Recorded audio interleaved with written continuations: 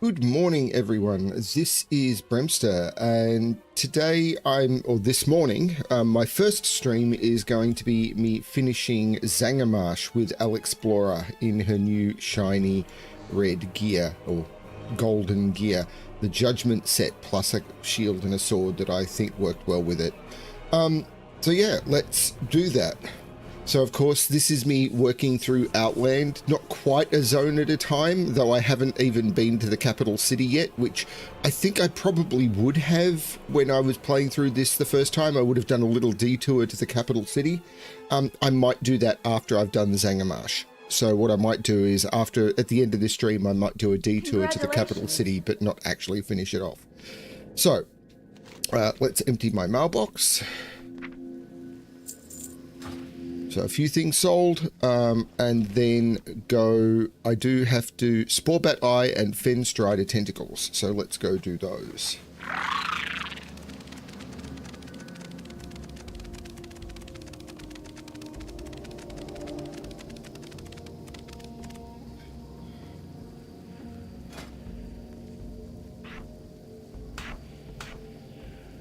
I just realized I should not be using favorites on this character. I should just be putting the mount I want to use onto the button. Don't jump for it yet, it's too far away.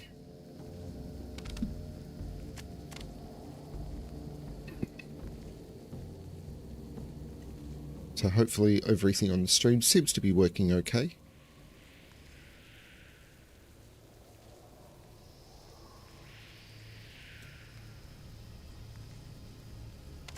So Sporebat Eye and Fenstrider Eye. It says I can get some of them to the north.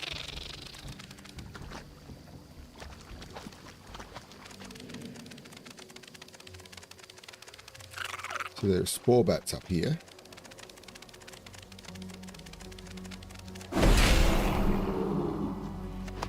And there's Fenstriders here.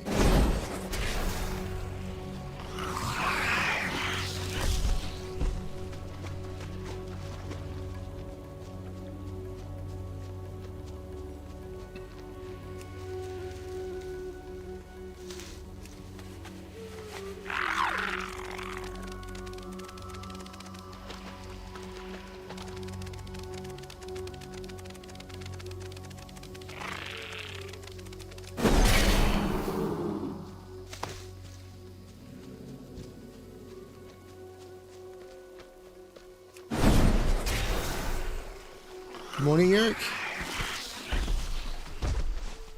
I'm still getting fertile spores, so that's another probably repeatable hand-in. Is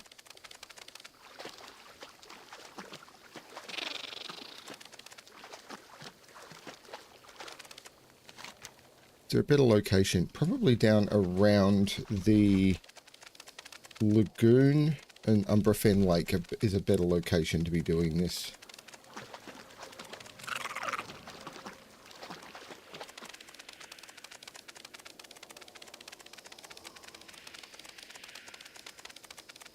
So yes, the plan for this stream, if all goes well, is to finish the Zangarmarsh world quests, then to... There's a Sporebat Eye. Then to do the instances, Siphoning Dagger. Then to head to the capital city of this expansion, but I'm not going to do any quests or exploration in the capital city just yet. I will do those in my next stream, but just to get there.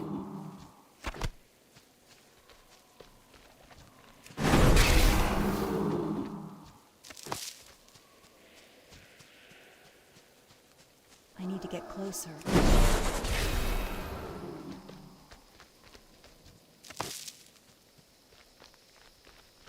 Yeah, it looks like I can get all the way to 75 on just fellweed, which is just broken.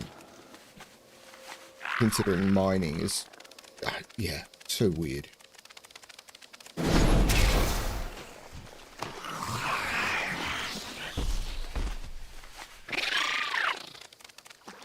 And this is after they've done the profession rescaling.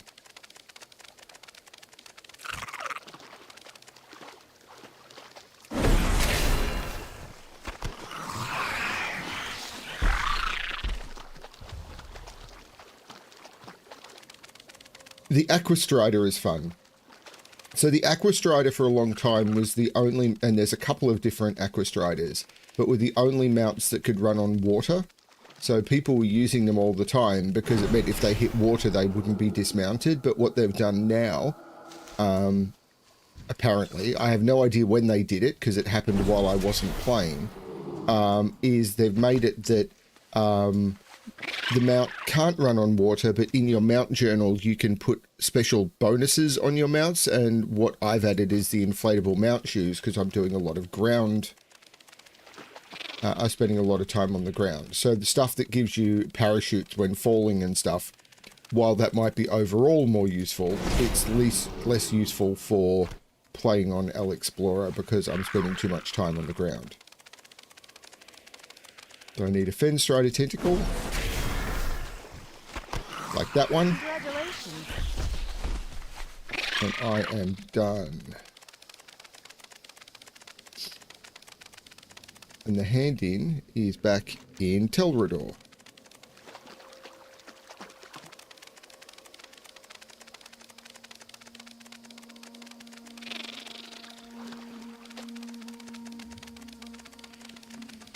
It is very tempting to just fly up, but I'm going to keep using the lift.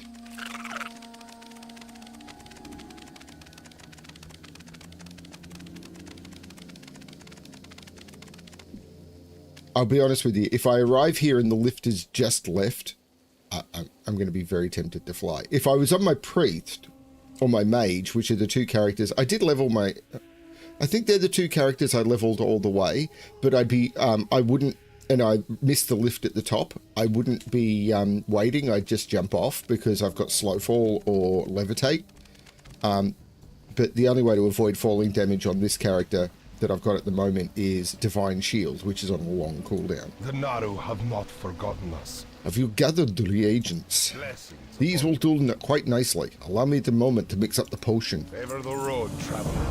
What did I just get? Revered with Exeter. Nice. Legion's end The draws time has come for us to embrace the fair fallen and teach them, feral fen, and teach them that the light has not forsaken them. Take the potion I've prepared and carry it with you to the Bahamut ruins. Once you arrive at the ruins, drink the potion to assume the form of one of their bird spirits. Speak with Elder Kuruti and let him know that the Draenei are ready to welcome his people as long-lost brothers. Do not lose faith.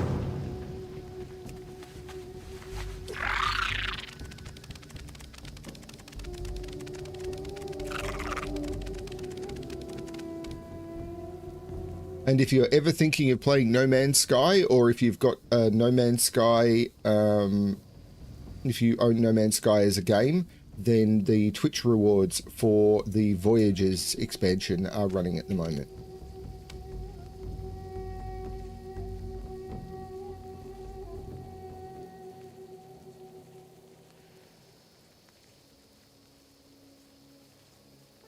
If you're watching this as a VOD, after the stream, that is not the case. Well, probably not the case.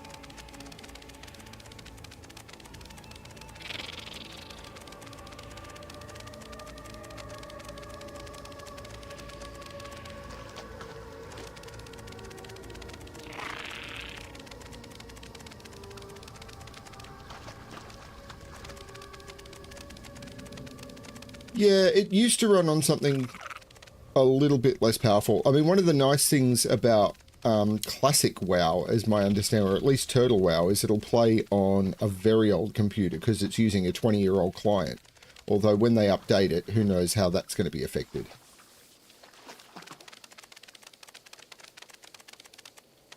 because the old WoW clients did not require much of a computer at all. See, herbalism is already nearly maxed. Mining is locked, and I'm not even halfway through.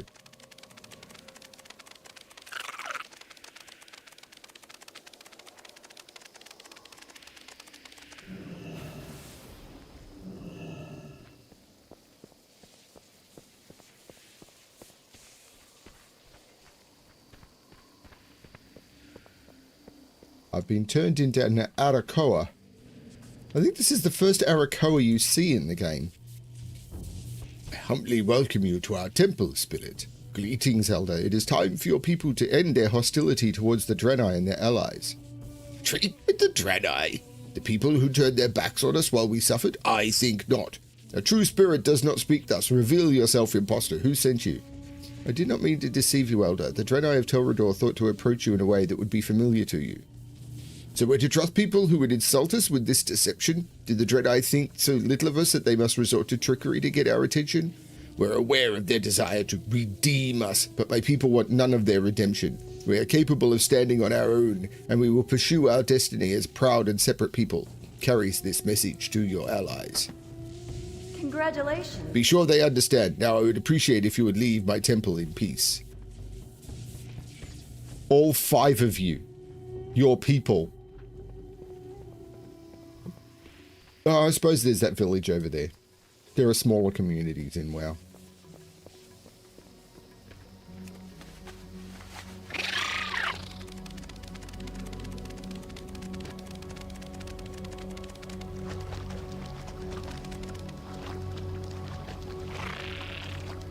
These, yeah, okay, I left the area and the Feral Fen skies dropped. Okay.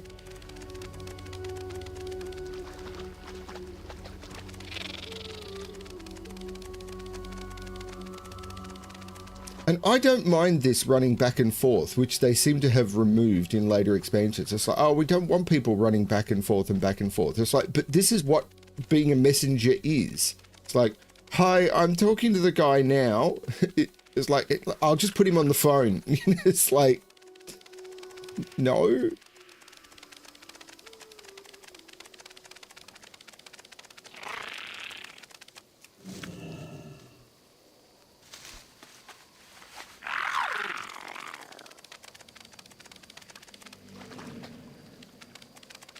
I mean, sure, would this be a lot easier? Again, I keep mentioning it. If I was flying, sure.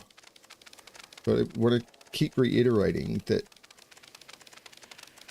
I mean, you could say that I've seen all of this area a lot, so flying over it is probably going to give a perspective that hasn't been seen. I don't know.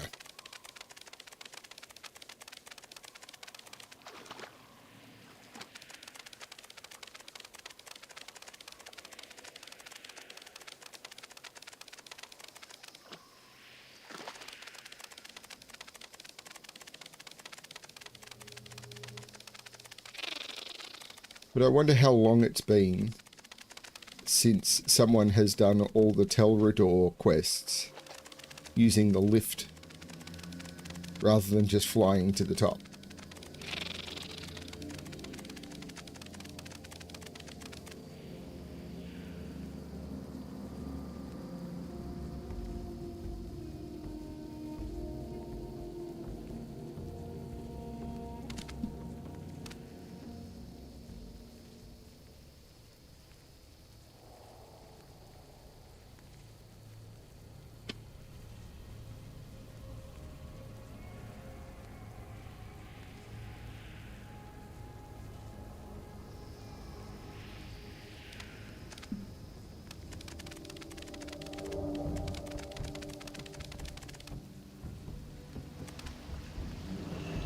Blessings upon you.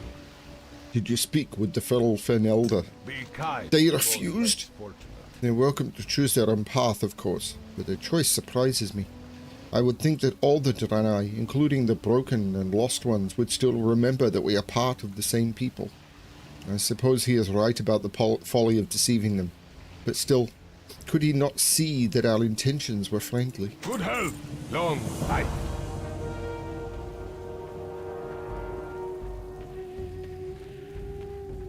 Now, the next quest to do is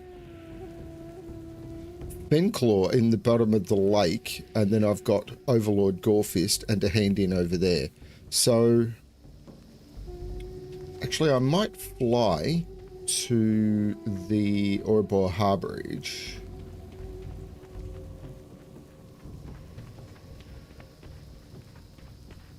The Naru have not forgotten us.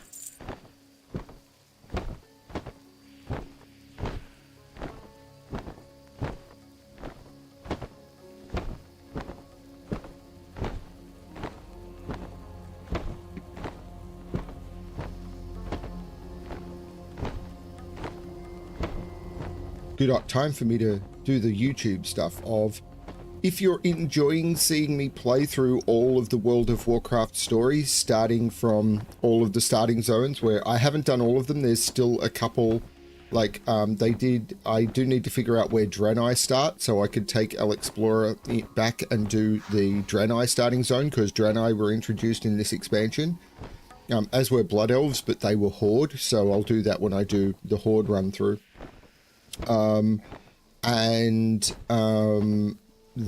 If you're enjoying these stories and everything, please subscribe, because I'm going to keep trying to do this journey. And then, of course, like the stream. But subscribe for more content. Yeah, I'm going to go do the island across the Mushroom Bridge.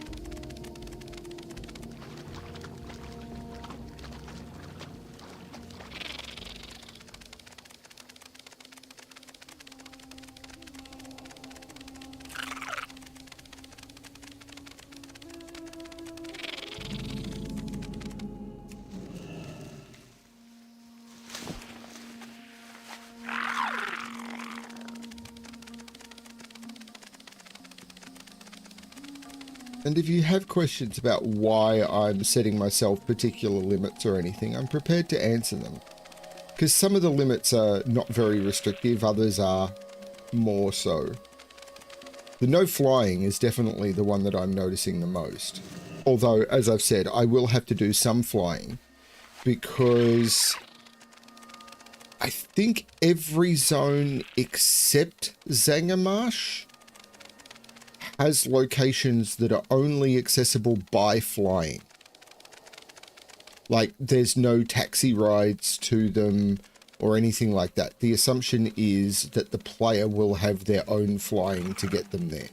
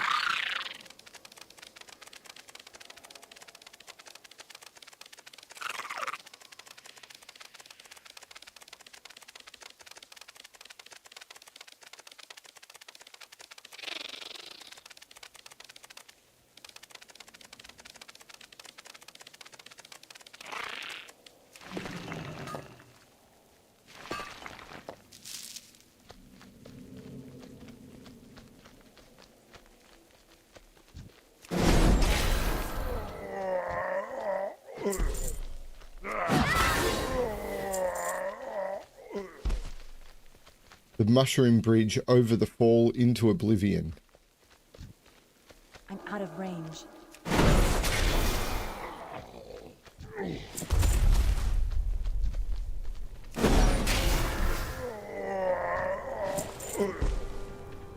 There is an ore in this cave. Ooh, and it's a right type as well. See, I get points from this.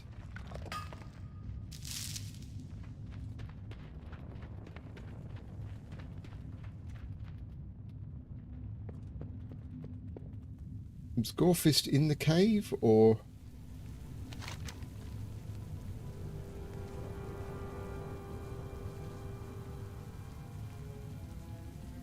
In a cave, okay. So let's check out the cave. There is more than the cave, but...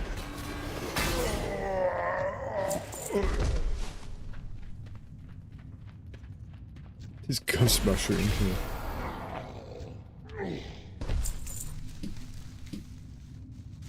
Oh.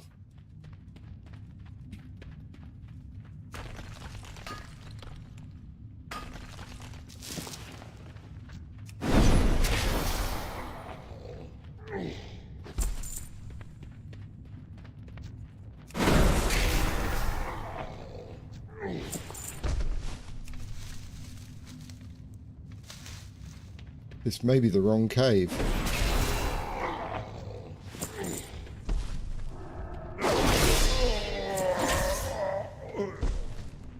Yeah, I get the feeling this is... I knew the target.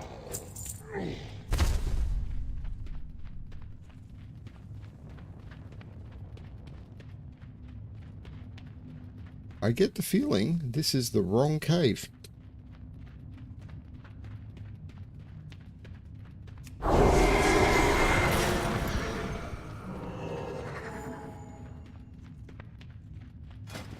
do like this look. Oh, apparently someone has posted a potential fix to the better wardrobe mod, but that's going to take me some time to put together. I'll have a look at that maybe between my sessions.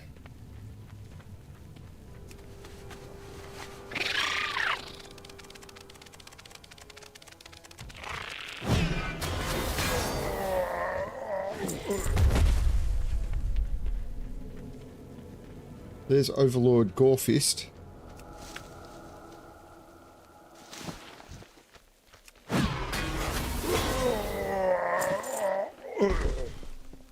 Hey dude, I'm here to negotiate. I guess he didn't want to negotiate.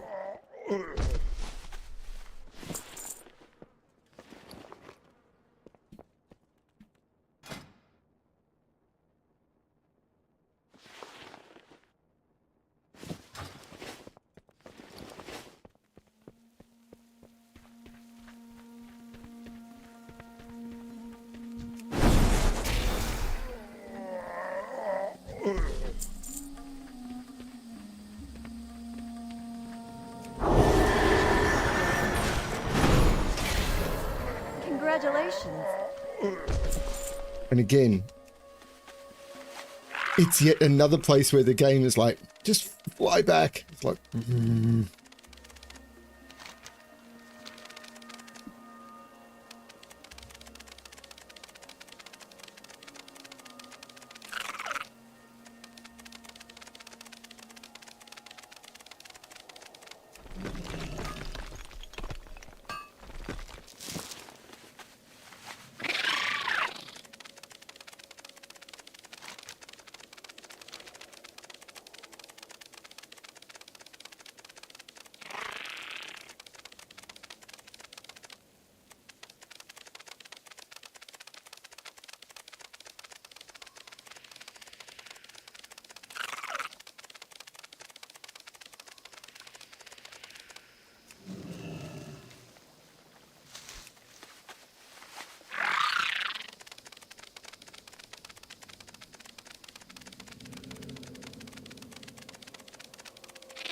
if you're still there, Eric, I am curious, of all the games I've played, which is the one that is most attractive to you to try yourself if you had a system that was up for it?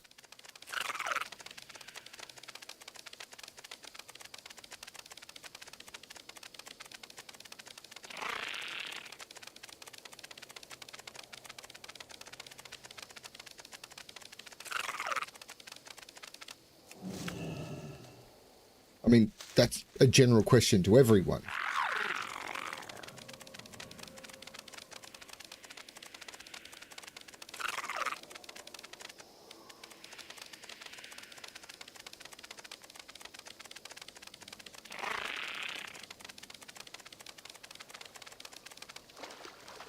Yeah, that makes sense. That would have been my guess.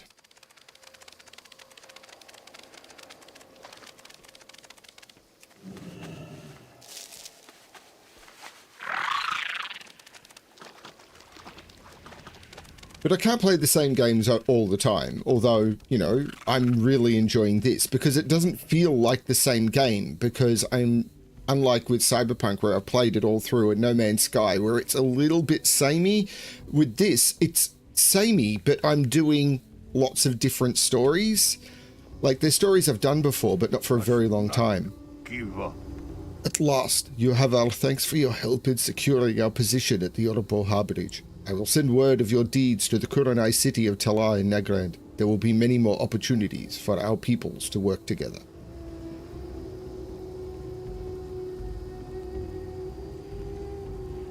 You come back sometime.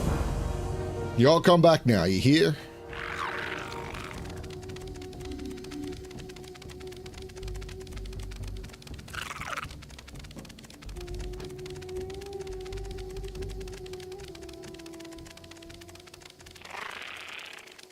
And hopefully this is fun to watch.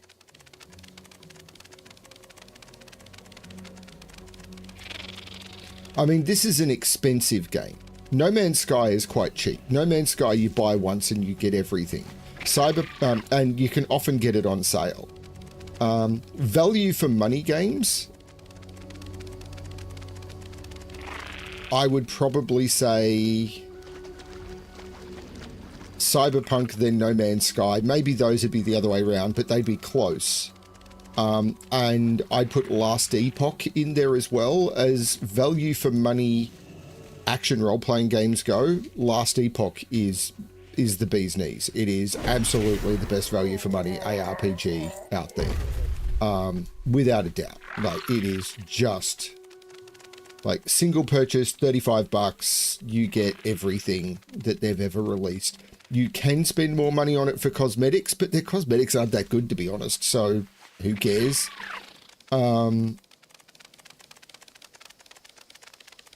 So, yeah.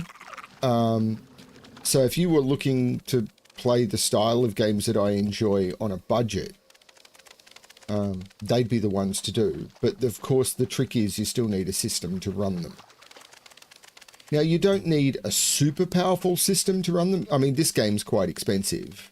But the interesting thing is, what makes this game expensive is the subscription fee more than anything else. And I was paying the subscription on this game for 7 years without playing it. Because I'm an idiot. Oops, I'm going the wrong way.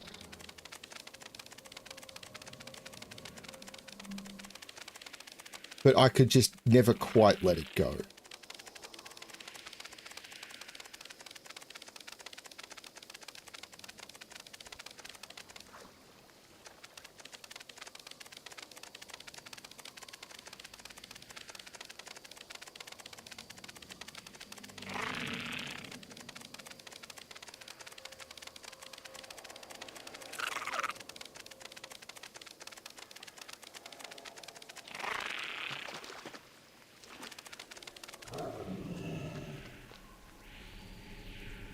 I am honored.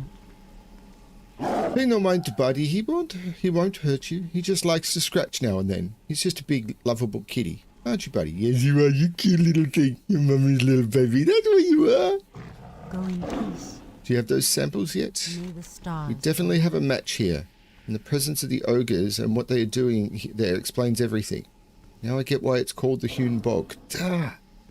We have to do something about this situation. But what? We can't just wipe out all those ogres. They have every bit as much right to be here as any of the other creatures in the marsh. Paladin, I have an idea. I want you to head north again, this time into the heart of ogre territory. Northwest of the Hewn Bog, there is a place named Angora Stronghold, which sits on a floating island across a large mushroom breach. Great. The ogres must be storing harvested mushrooms there. I'll bet you'll find them all over the place, and probably on the ogres themselves too. Bring me a sufficient number, and I will try to do something about providing the bog lords with a new source of nourishment. Goddess watch over you. Do the quests in the wrong order, and you end up backing and forthing a lot more. But that's okay. That's very World of Warcraft.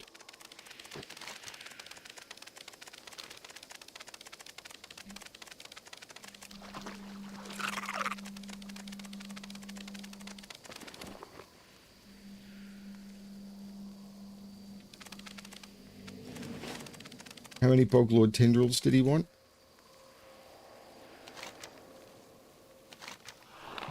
Congratulations.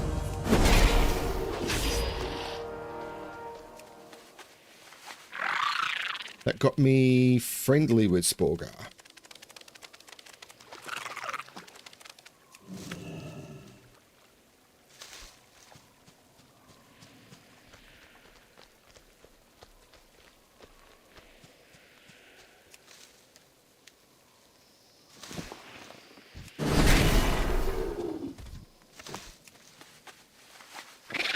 I mean, it's the same with Turtle WoW, although Turtle WoW is kind of a pirate server, so...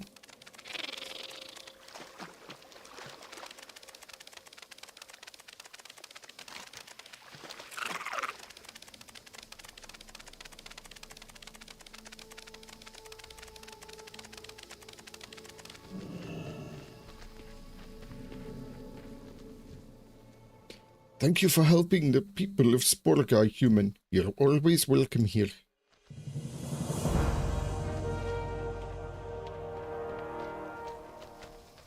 Four.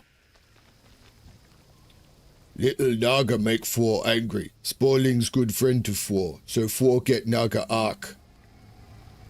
We go into nearby Naga village. You help?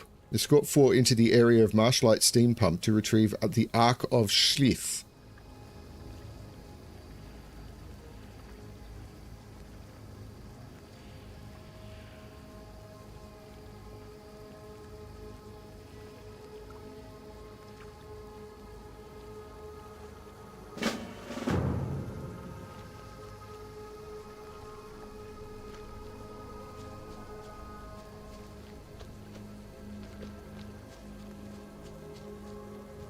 Isn't it?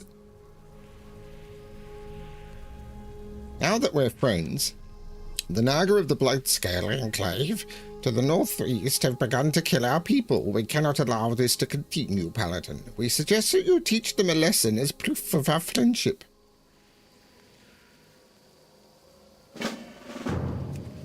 They're talking about friendships, but they're offering lots of weapons as,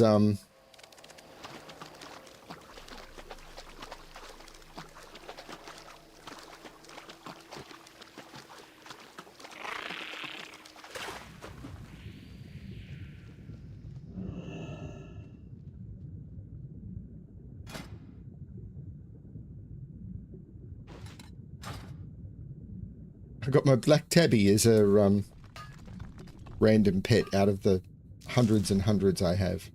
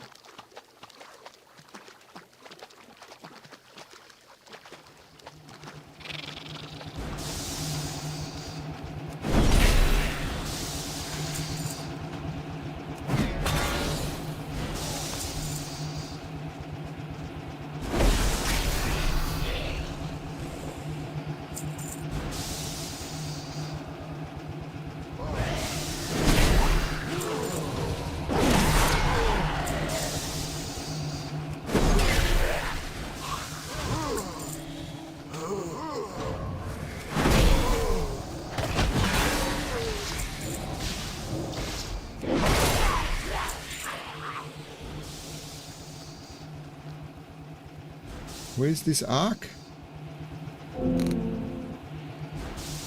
Four Smash okay, so Four Smash has failed because he ran off while I was picking up the other quest or something. I have no idea what's going on here.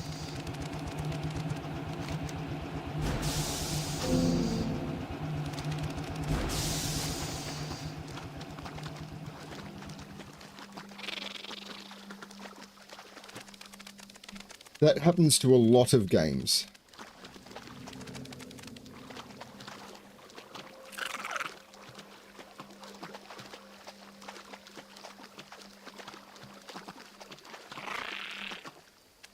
Okay, so 4 is not back yet.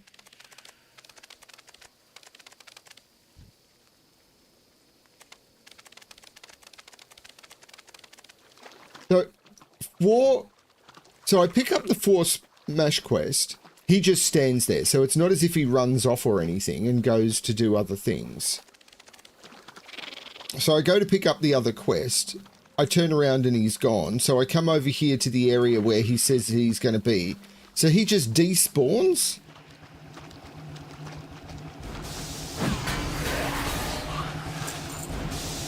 So there's definitely something weird going on with that.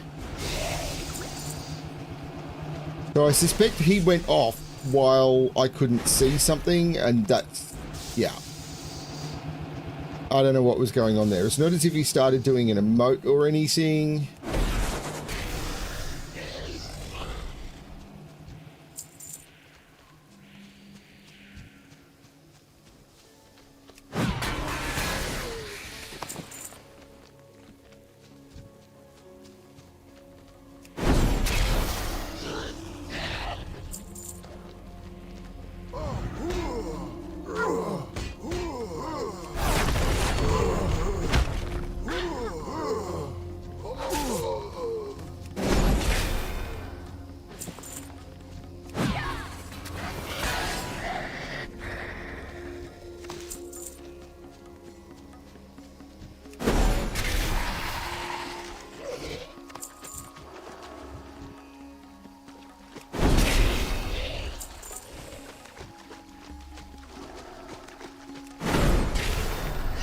Congratulations.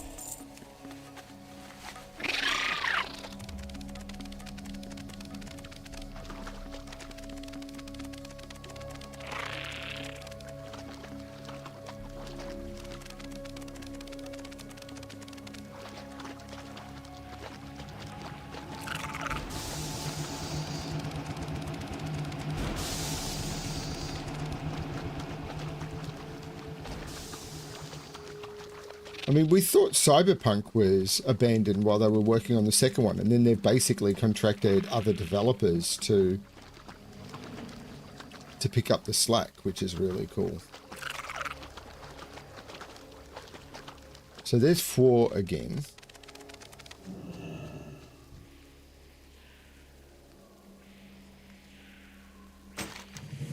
Reports have come in that the Naga of the Bloodscale Enclave to the northeast continue to kill our people. We thought that you had dealt with this, Paladin. Oh, so these are all repeatable.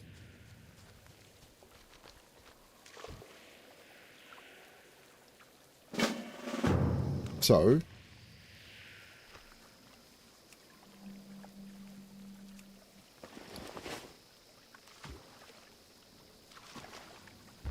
here we go.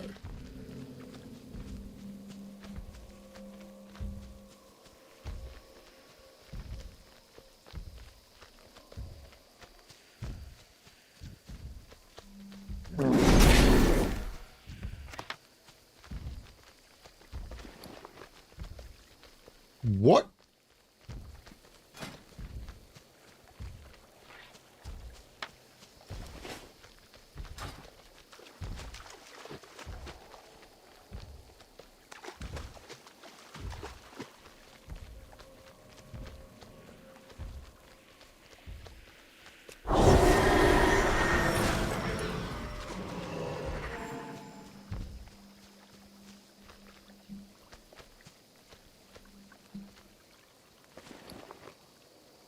There is no way that gun is going to sell for that much.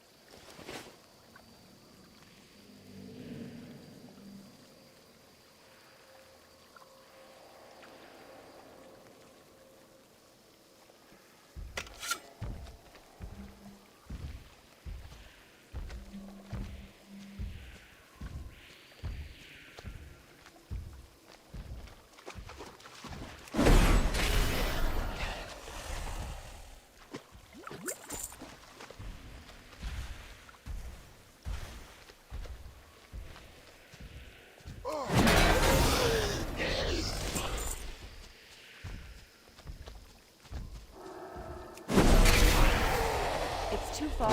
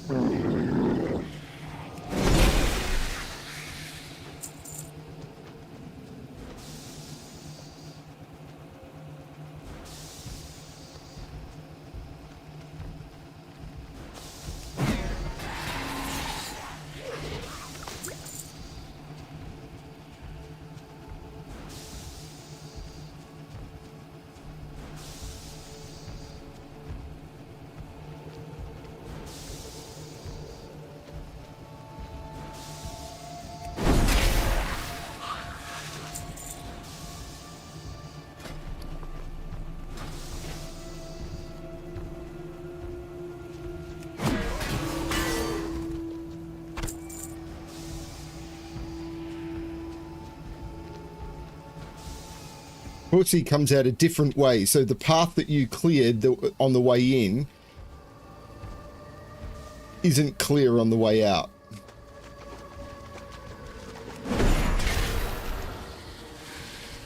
Nice job, War.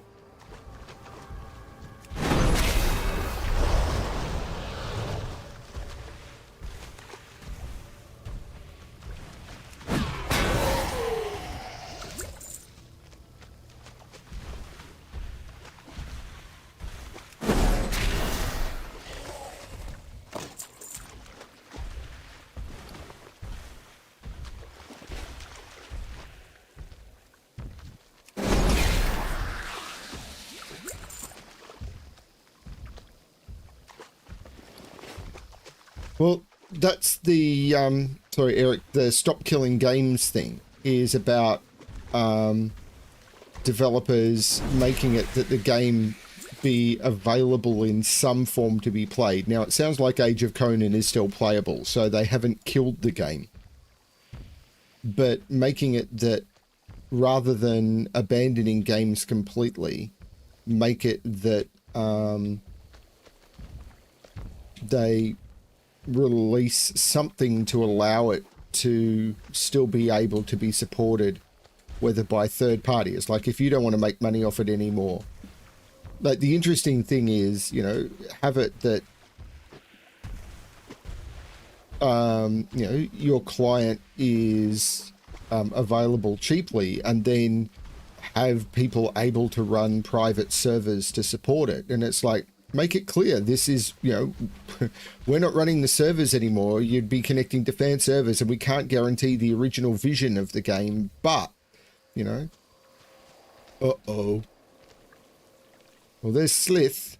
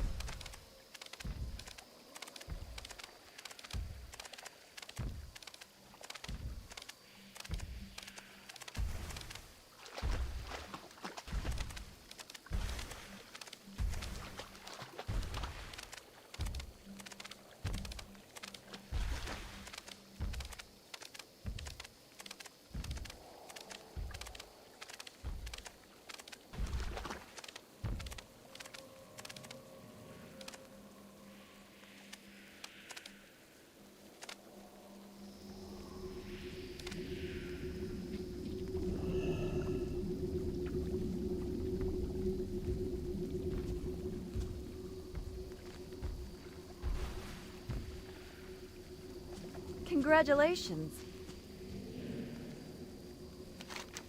War is a good giant. We saved him from the Naga a while ago, and he stayed here helping us with things ever since. We can only hope the Naga will take the hint and realize that if we can infiltrate their village and steal their most prized possession, we can do much worse.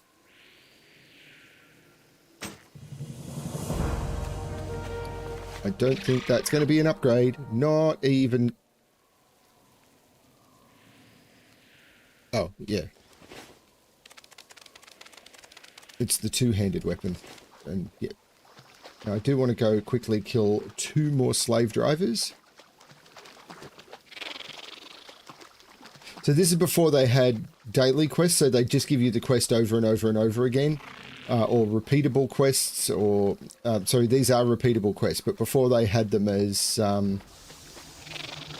this is the early... the earliest sort of introduction of repeatable quests in the game, and they were done very differently. So they were toying with the ideas, trying to figure out how to make them work. Later in this expansion, they do introduce the concept of daily quests.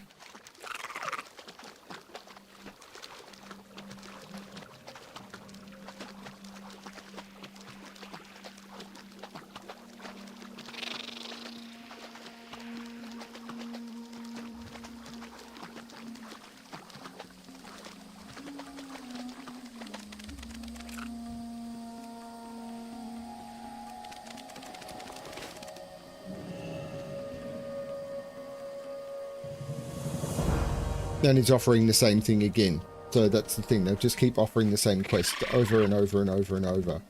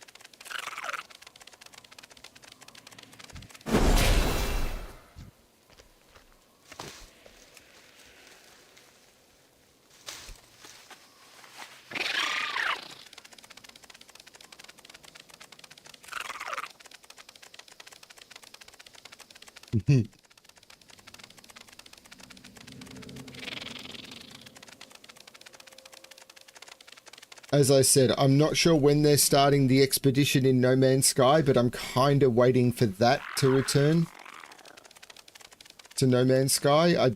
I know a lot of people are doing No Man's Sky right now to play with the new Corvette stuff, but I think I'm going to wait for the expedition.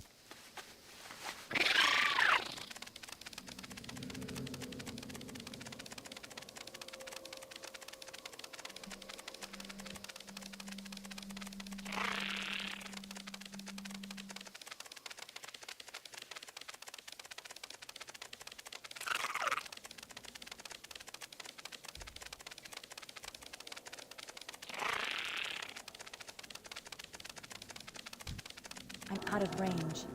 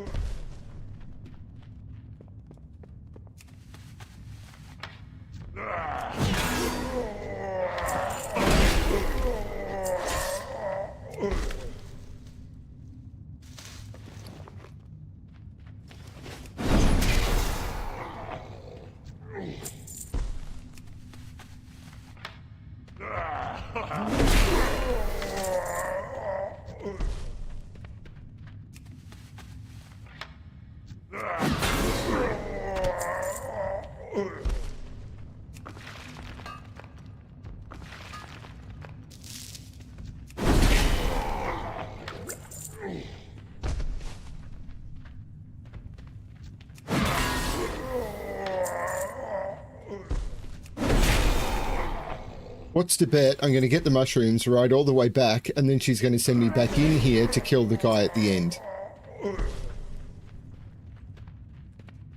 At which point it's going to be very tempting to fly.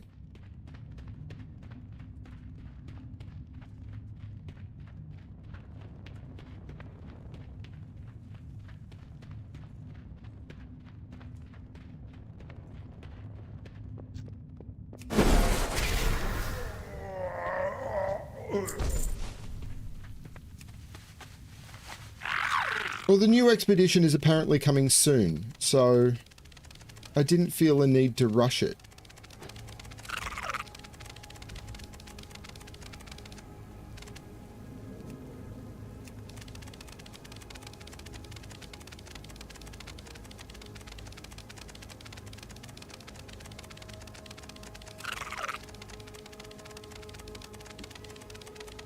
Ooh, I made that squishy.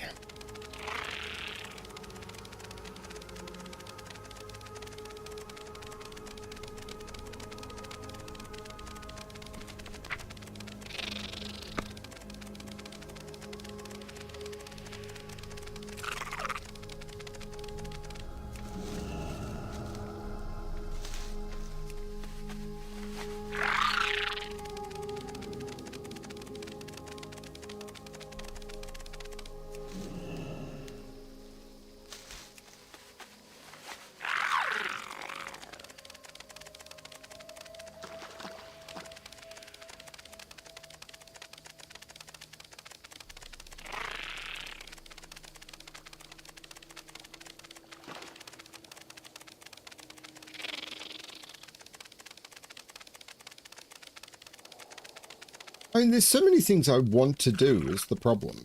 And I keep distracting myself with other things that I want to do. But as long as I'm enjoying what I'm doing right now, then it's all good.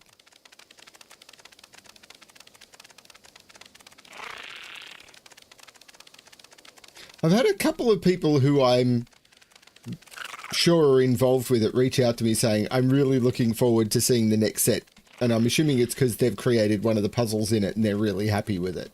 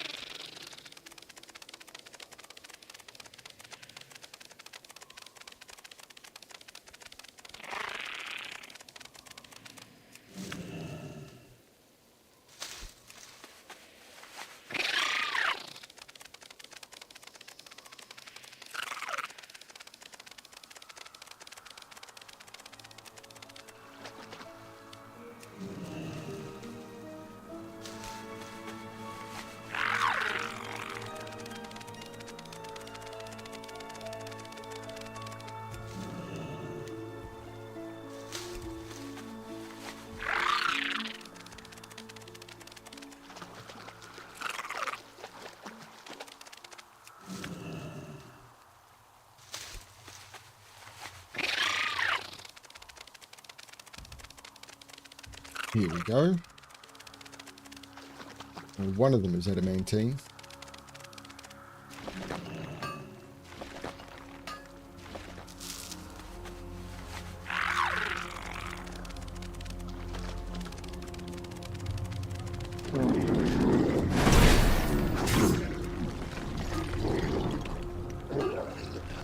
I don't have a target.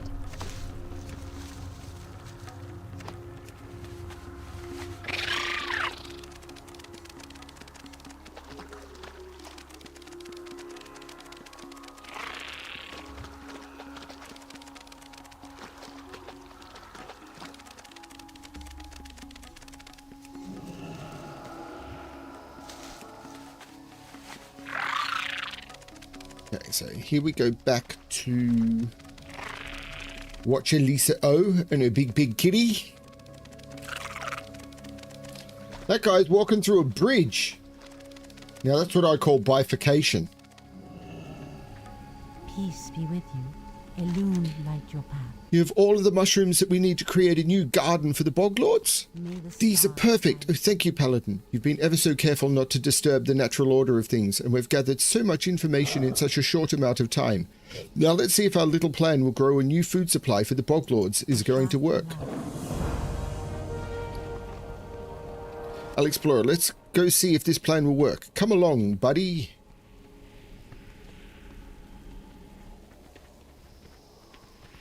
Elune be with you.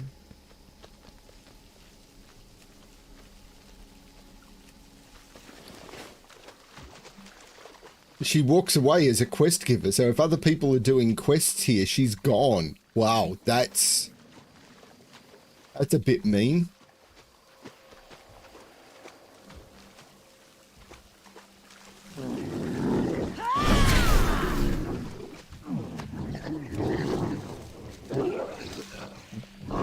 I wonder if I remember her not being here as a... Okay, let's see about using those mushrooms you bought back to grow the boglords a new food supply.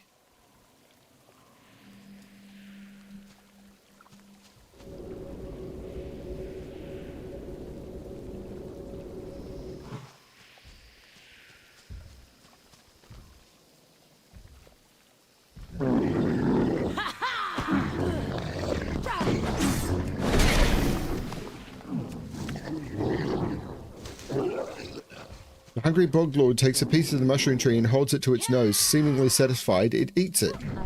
Meanwhile, the starving boglords are ignoring it. Oh, buddy, you big baby. Look, it's working. It's really working. Now all I need to do is grow more of these mushrooms here, and the boglords will likely leave the sporlings alone.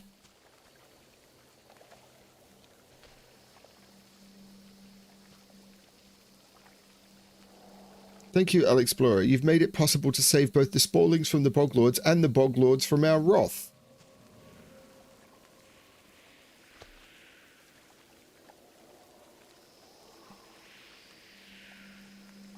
What brings you here? Elune light your path. Okay, so she walks back. Anything else then?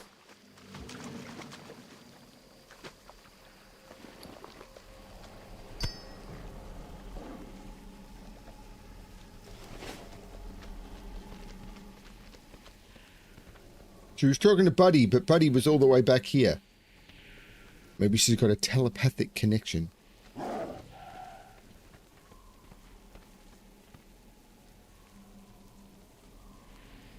Nope, that's it. Okay.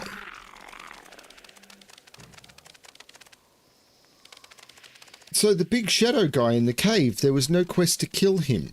That's a little unusual. I thought there was. I am now feeling like I've missed some stuff.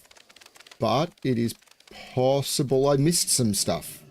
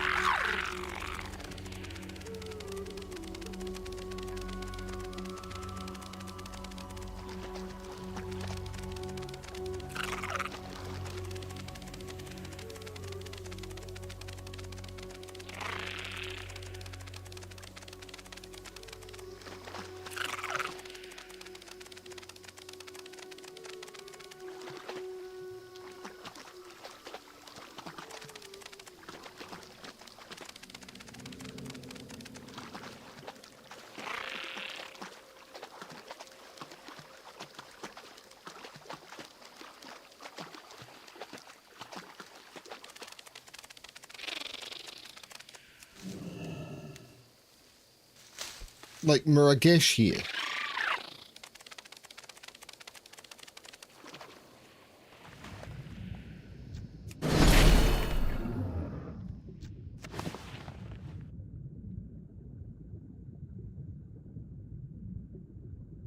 Need mobs that can drop fen claw hides. It says that they're all closer to the middle, but Magresh could.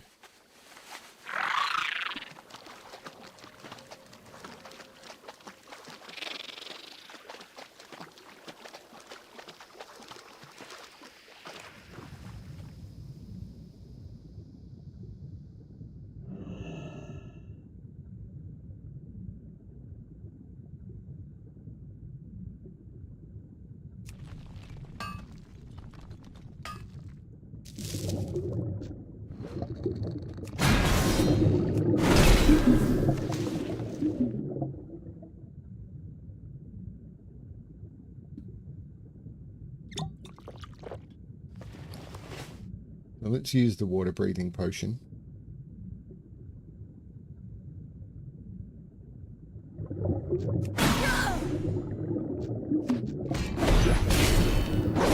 Far away.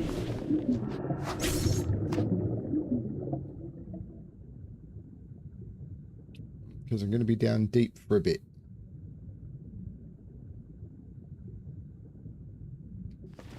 Let's use the swim speed potion as well.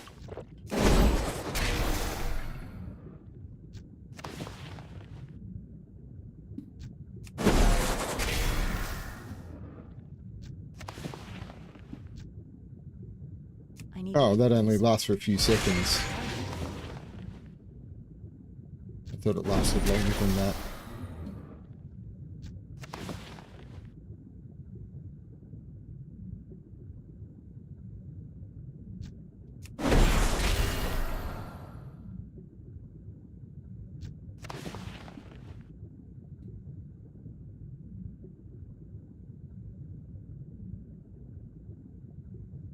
Okay. So it was probably a waste of the potions, but oh well.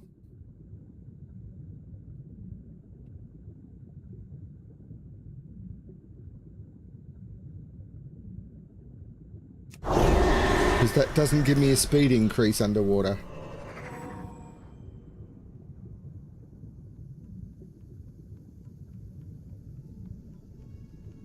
I'm out of range.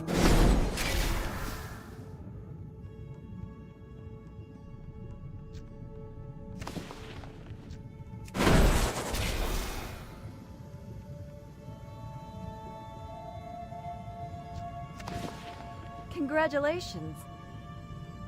And now...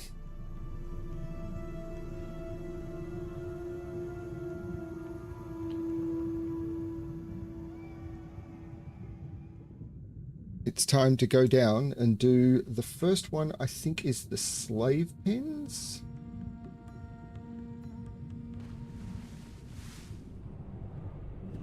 Yes.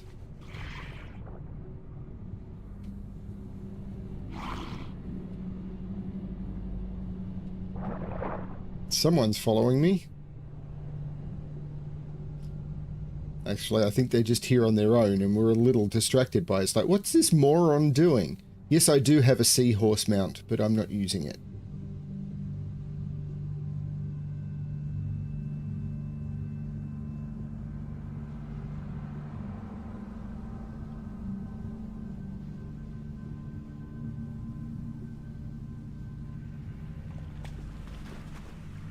So they're heading straight for the raid.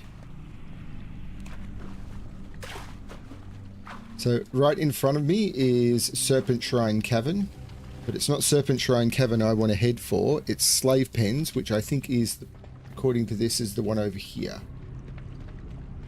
Theme Vault Slave Pens. Yes, it is. So this was the first. This is the expansion that introduced the concept of heroic dungeons. And I remember we'd done all of these dungeons in normal mode, and then this was the first dungeon that we tried to do heroic. And it was a bunch of friends of ours in our guild. It was a mage enigma, it was the warrior tank foot stomper, it was Felinae, myself, and a hunter, and I can't remember the hunter's name. I thought it started with AE, and I can't remember their name. And we came in here and we pulled this first pack and we're like, oh, That's a lot of damage. And we ended up doing the dungeon, but it was a lot harder than we thought it was going to be.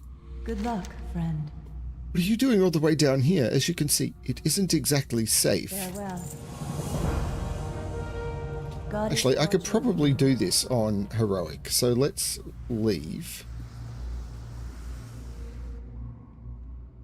And let's set the dungeon to heroic.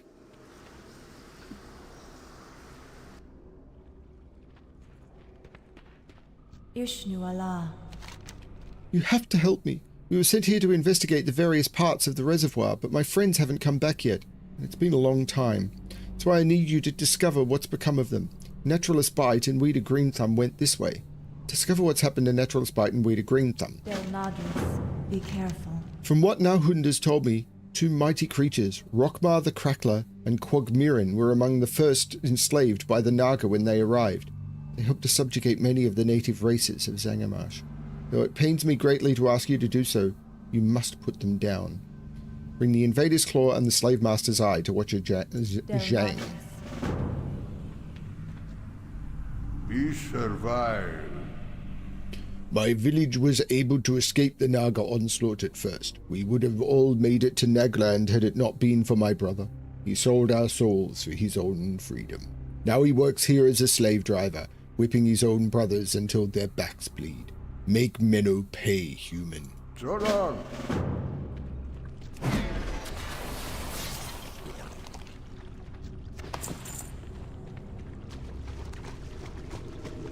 Yeah, this room was a real surprise. It was the first heroic thing that we ever did, and it was like we pulled that first pack and the tank's health just started dropping to 0, and it was like, oh, okay, we need to rethink this. Because we were used to being able to pull, you know, multiple packs at once with no problem because our tank was well geared, and all of a sudden it was like, we're not ready for this. And we figured it out, but it was like, yeah, this is going to be a real challenge.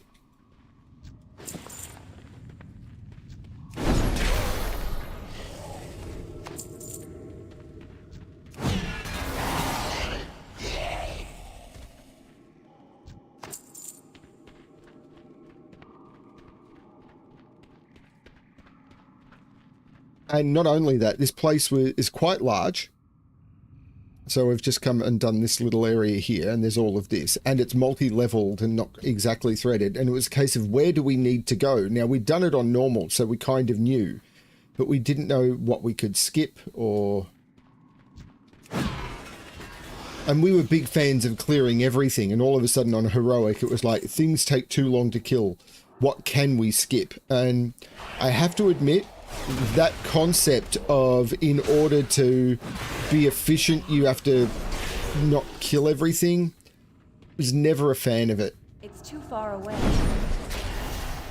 I liked coming into dungeons and doing the dungeon, and all of a sudden it was heroics.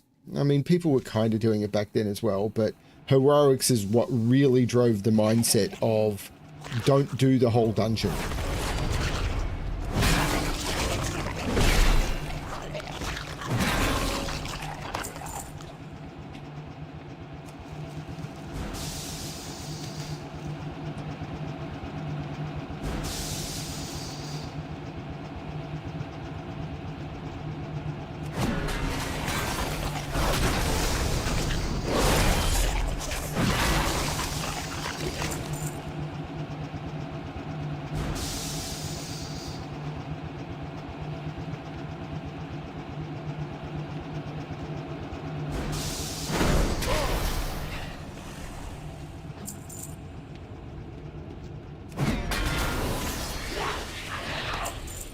What the heck is over there? I don't remember that.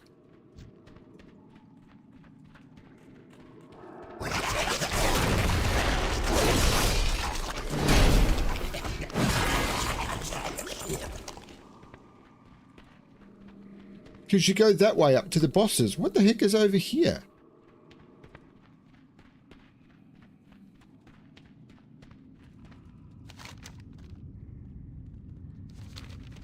I don't remember this at all.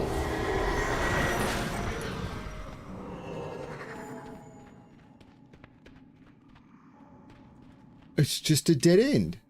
Interesting. Why would they put this in? Possibly for... I don't know why that's there. And I thought there were quests to come in here and release these guys, but...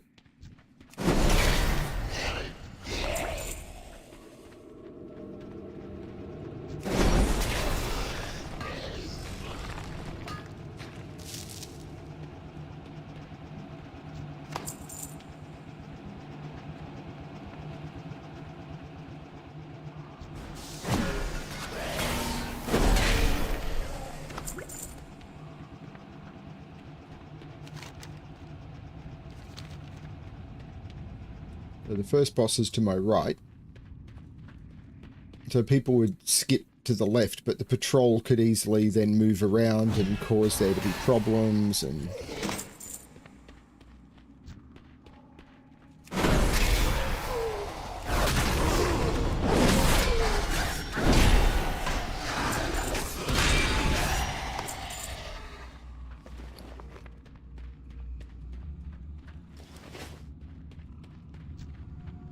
There's the boss going up the ramp. So you try and pull these packs individually while the boss wasn't there, because in Heroic it was just too much for a while. They ended up adding a difficulty beyond a Heroic. Heroic became the easy mode. Very strange how much things changed. You brought this on yourself. Congratulations. You dropped the same belt twice.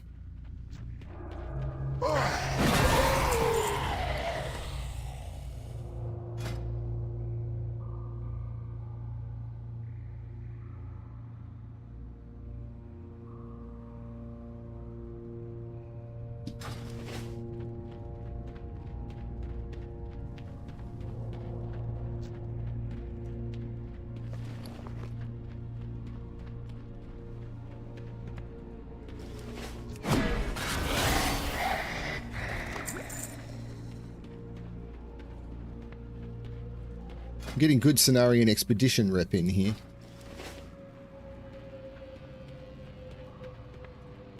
No, a rich adamantite deposit.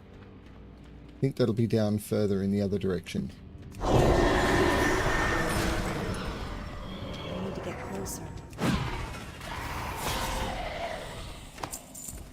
Assuming I'm even able to mine it.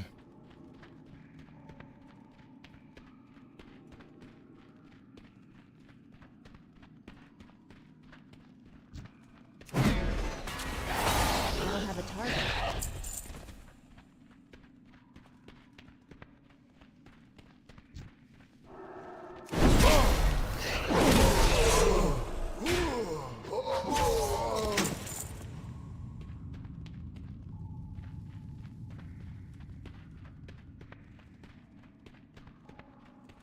Ah, yes, the one-way trip part of the dungeon.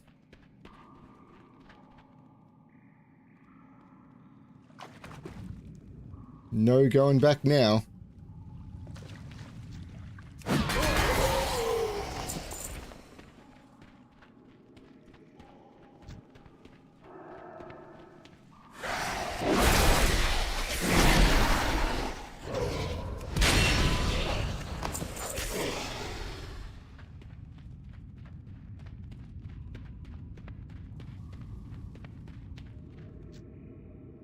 Burn it down, human. Burn it all down. They deserve nothing. Do you hear me? Nothing. They must pay for what they have done, for what they continue to do. If I could kill Vash myself, if I could break free of the... I would kill Vash myself if I could break free of these damn bindings. Or maybe you seek to do the work of Neptulon. Her death serves both of us soft skin. Will you assist me in forming the sacred cudgel? Bring me the elemental signets that the cudgel requires. The earthen signet... Oh my god, this is the old attunement quest. The earthen signet is held by Gruul the dragon killer. Gruul can be found inside his lair in Bladeshead Mountains. The second signet is the blazing heart of a creature known as Nightbane. The mythical beast is said to reside in the hollow halls of the prophet Medivh. Make haste.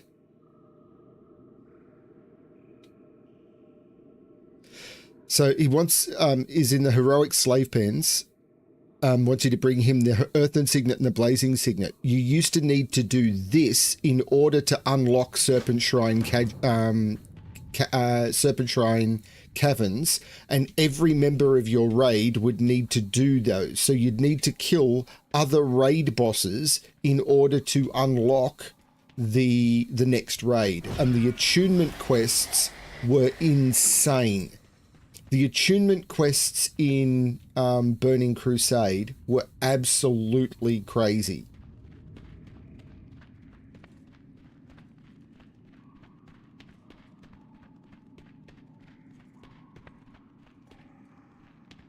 Because you needed to do attunement quests to unlock Serpent Shrine Cavern, and then you needed to do Serpent Shrine Cavern and get drops from Serpent Shrine Cavern bosses in order to unlock Mount Hyjal, and then you needed to do Mount Hyjal's final boss to unlock Black Temple.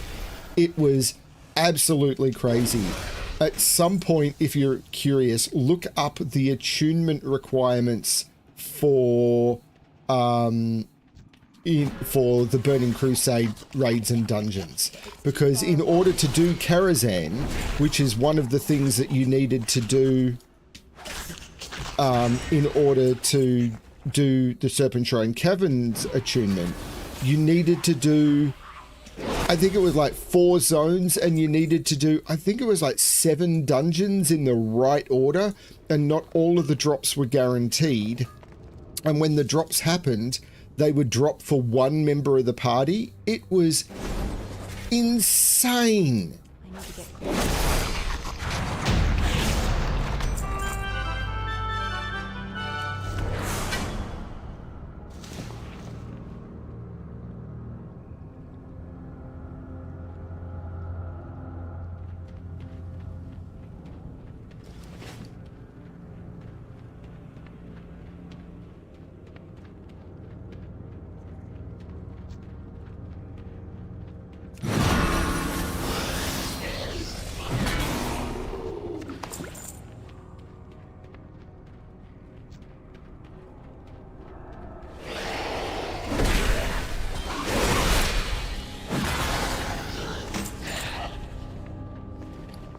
Coil Fang armaments, they're no longer used for anything, but you used to hand them in for reputation for something. Or they were handed in for something, but they've obviously become null and void now.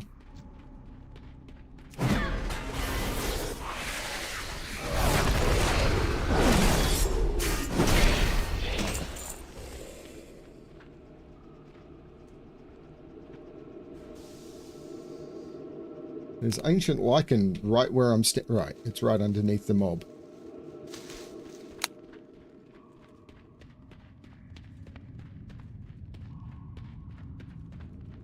But I'm pushing through near the end of slave pens.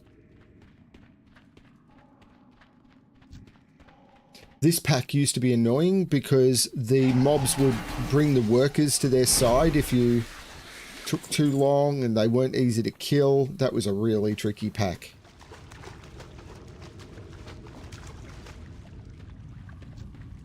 And this is another room where people would try and skip stuff because these bog strops hit like a truck.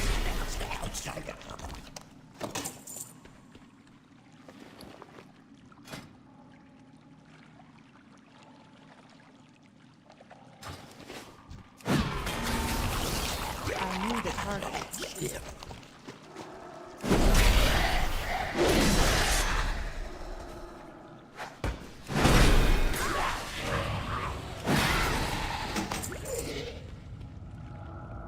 And this guy was for a quest as well. And I'm trying to remember. Yeah, Naturalist Bite. Peace be with you. I almost made it. I came here to prove the existence of Quagmiren, that most mythical of fungal giants. I got my wish. Sort of. You must let me free. In return, I will grant you a boon to help you deal with Quagmiren.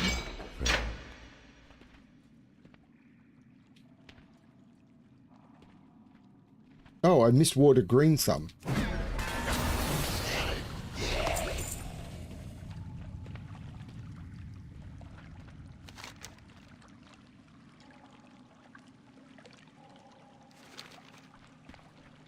Wait, what? What brings you here, farewell?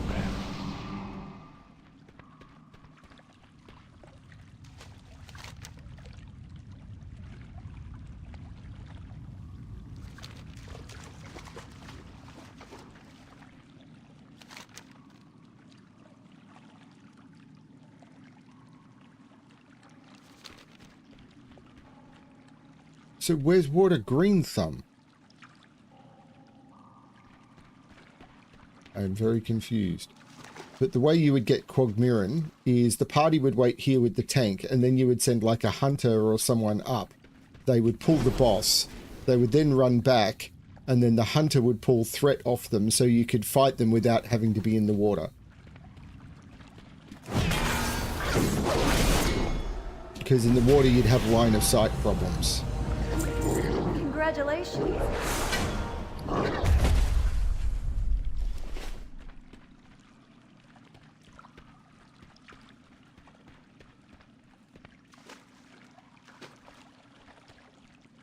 So...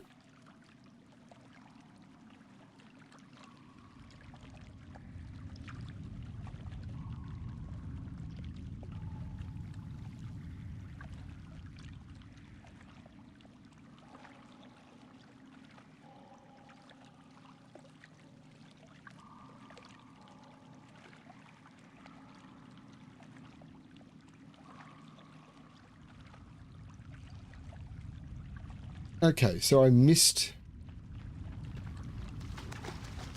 Water Green Thumb.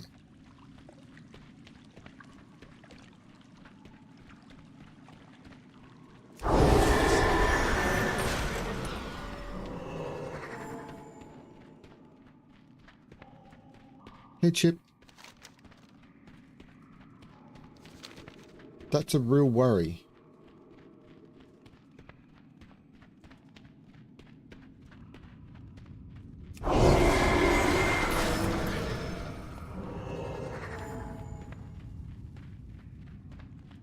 Because the location given here is wrong.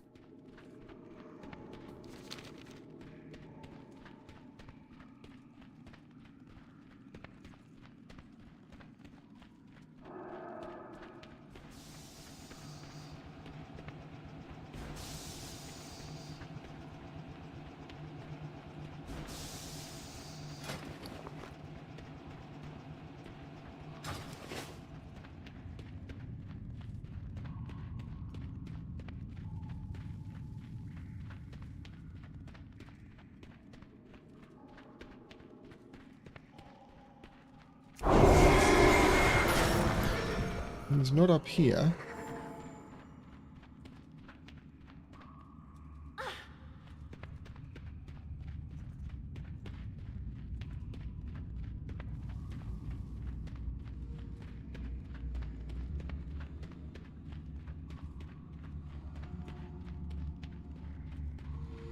Okay, I'm very confused where Water Green Thumb is.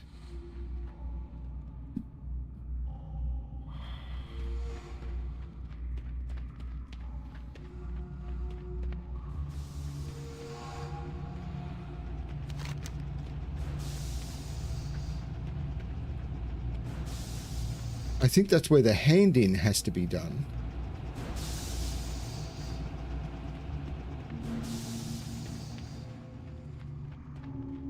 But I need to find the mob.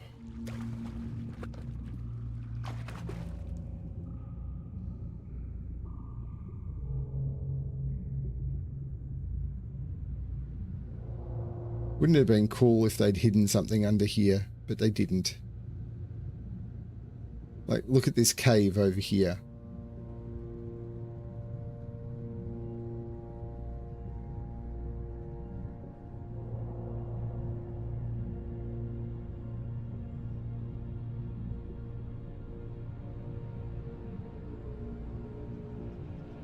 Actually, I don't know where this leads. Oh, this leads back to the first room. Cool. No, it doesn't. This is just a little... Where does this lead?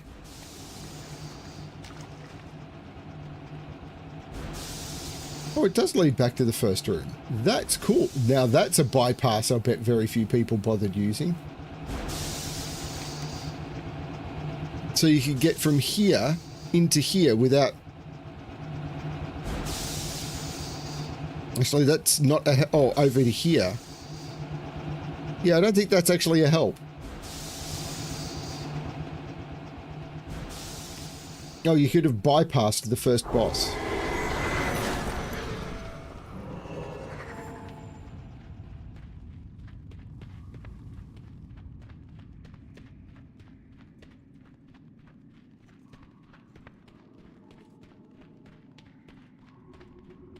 Maybe he's over here?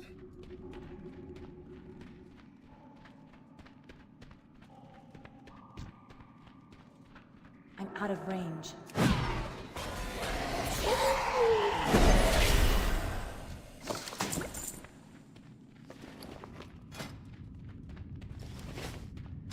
Not looking like it, is it?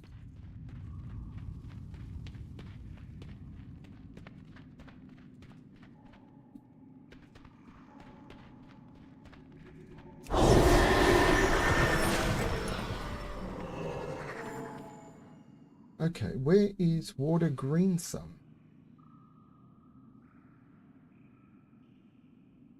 Oh, apparently he's dead. He's up the ramp facing the water you jump into. Okay, well that actually does help a bit.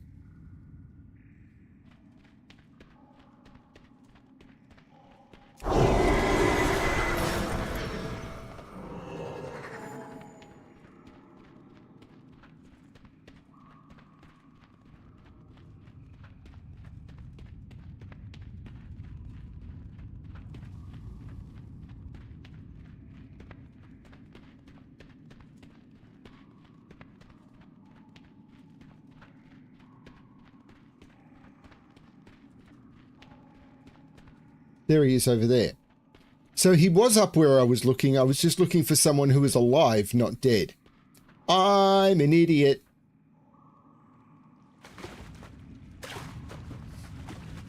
This isn't news. Doot doot.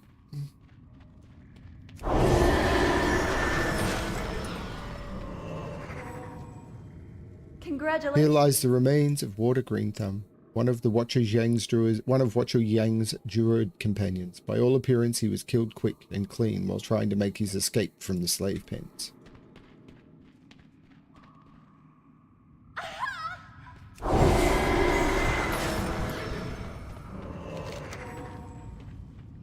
And the hand-in, I think, is back at the entrance now. Yep, all of them are back at the entrance.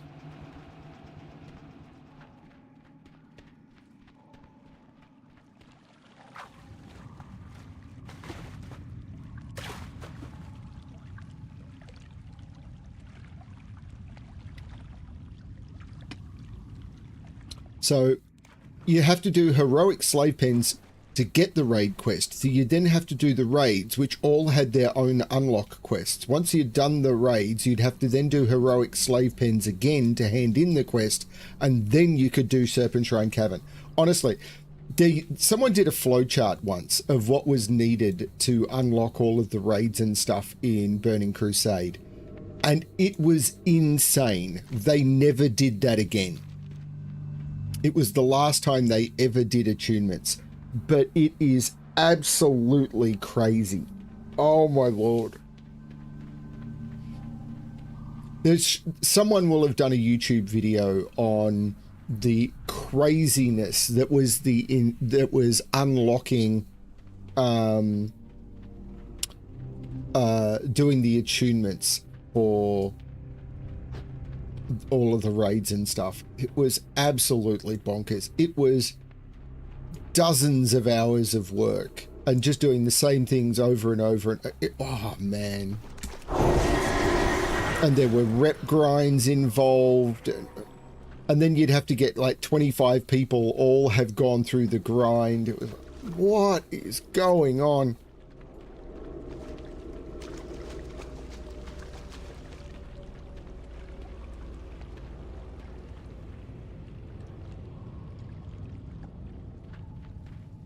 Akal Hector. Minu's death will not fix the broken backs of my family and friends, but it will give them a chance to live the rest of their lives. Roma. Hectorta. What brings you here? The loss of life, it pains me. Thank you, Alexplorer. When we are all reunited, the Naga won't stand a chance. Be careful. Did you slay them? Goddess, watch over I'm you. glad that their spirits are now free. I wish they could stay. I wish we could say the same for the rest of their kind. There is still much work to be done, especially elsewhere in Coilfang. Farewell. That upgraded, but it's just got some stamina on it, so it's garbage. So that's the slave pens done. Which means next up is Underbog.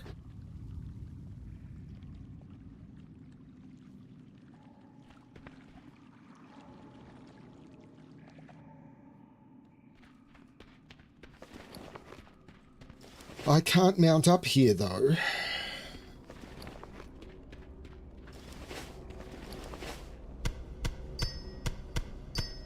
I can't use that item yet.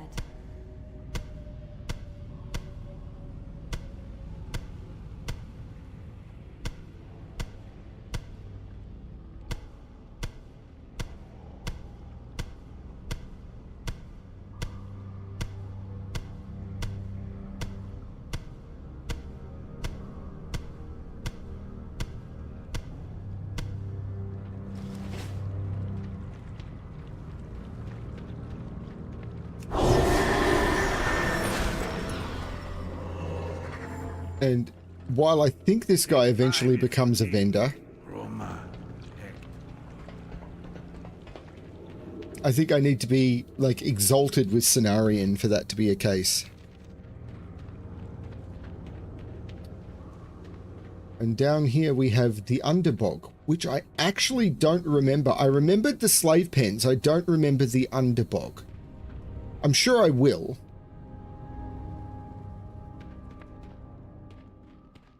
Hello. The last members of my expedition are somewhere in here. We're going to need the knowledge they've gathered in their skills if we're going to have any chance of defeating the Naga. See if you can find Earthbinder Rage and Windcaller Claw and see if they're okay. Rage and Claw. Good luck, friend. These mushrooms are unlike anything on the surface. They're said to bring great wisdom and clarity to those who eat them. I'm going to bring some back with me to Sporgar. The spore giants may be attacking my people today, but the marshwalkers have taken more innocent lives than any creature I've ever seen. They are our ancient enemies. Their broodmother, the Black Stalker, resides deep within this bog. If you were to destroy her and bring me her brain as proof, I would tell tales of your bravery to my grandchildren. Bring the brain of the Black Stalker to chew.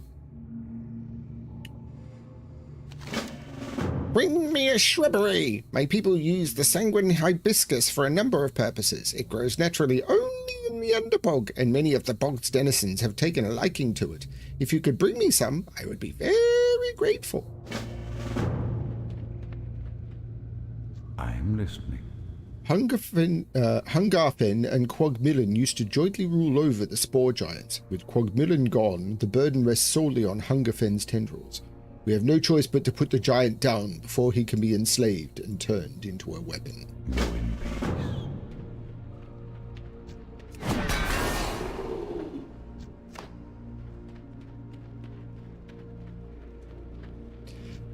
Yes, Chip, if you're talking about the 1 year anniversary one, I recorded it a few days ago and it will go live on the channel on Monday.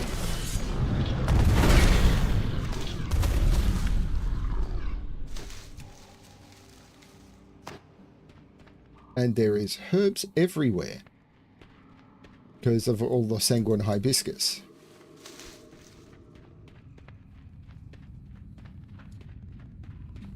Oh, I do remember this Why am I falling down?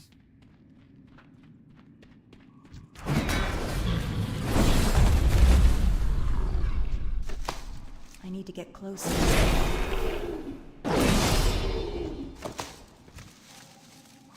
I got knocked down, but I got up again.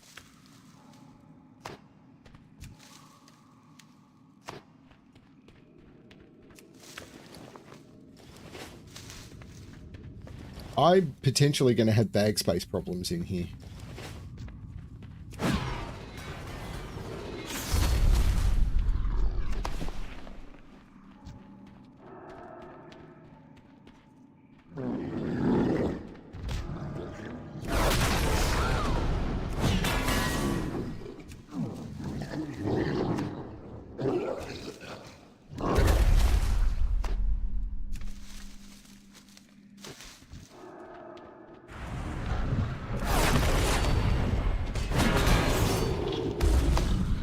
Congratulations. There's really good Sporgar rep in here.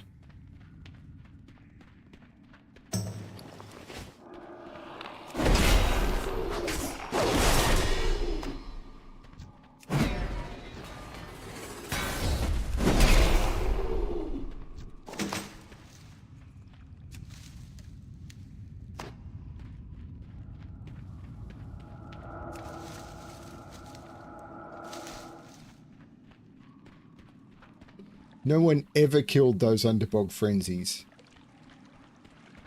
I may have to get the Adamantite, which I want.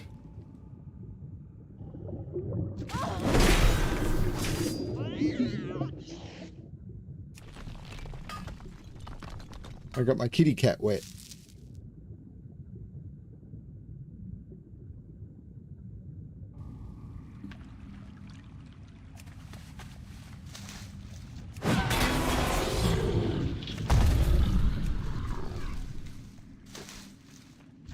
Out of range. It's too far away.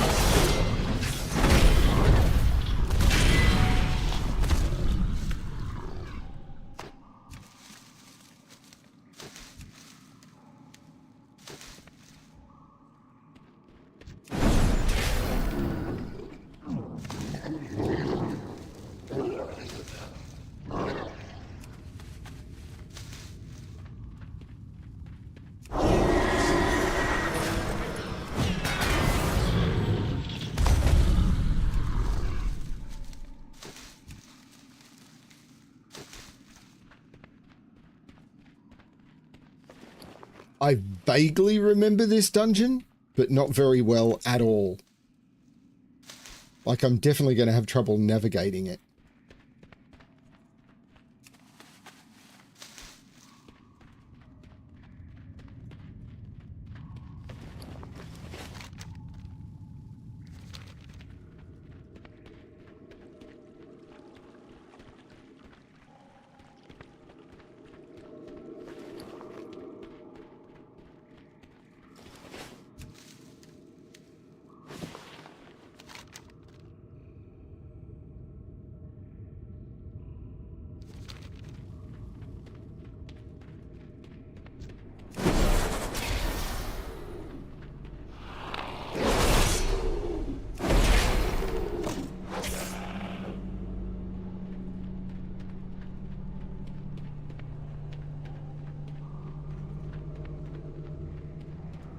Here's the first boss, Hungerfin. Protected by not one, but two bog giants.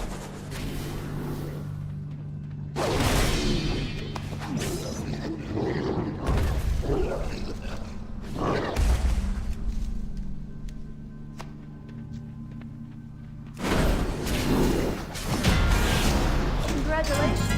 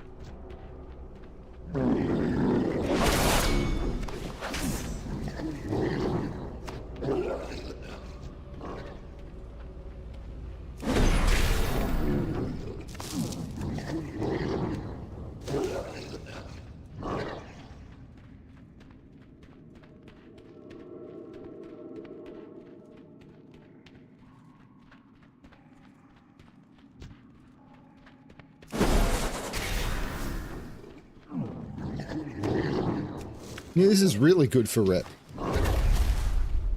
I get the feeling I am going to be honoured with the Sporgar before I'm done in here. It's too far away. I need it. I am honoured with Sporgar.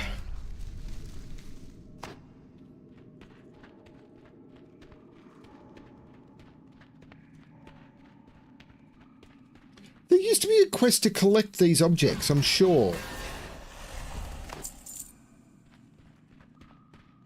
Yeah, I vaguely remember this.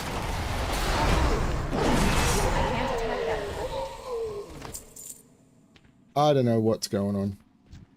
Oh, this pull was absolutely disastrous. Yeah, I'm remembering little bits of this now.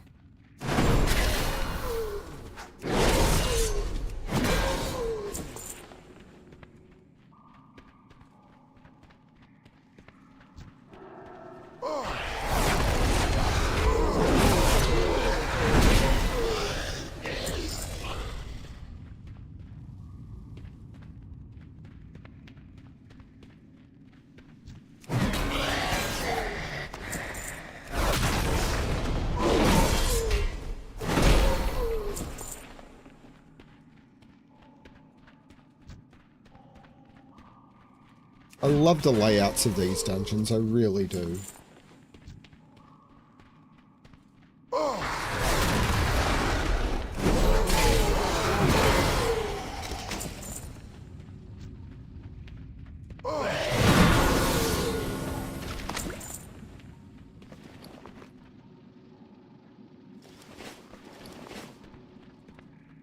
Now we've got to walk across the pipes. Oh, that's right. I don't remember how this works. Do we have to jump down to that boss? We may, you know. And I don't remember where you go from there.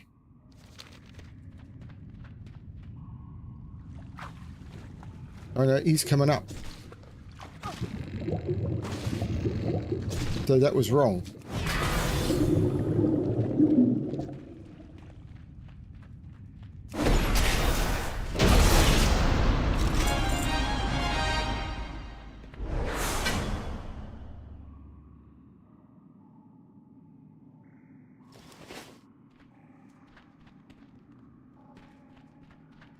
Now where do we go?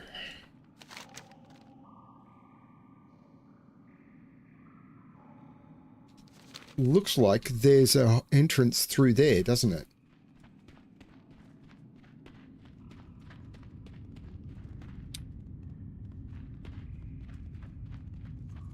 Yeah, there it is. Wow. Do I remember this? No, not at all. Well, I mean, yes, yeah, I do, but not well.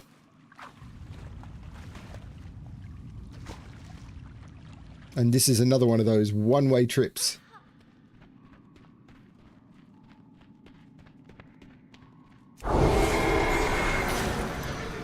Though I remember there being mobs in here. I'm probably wrong, though.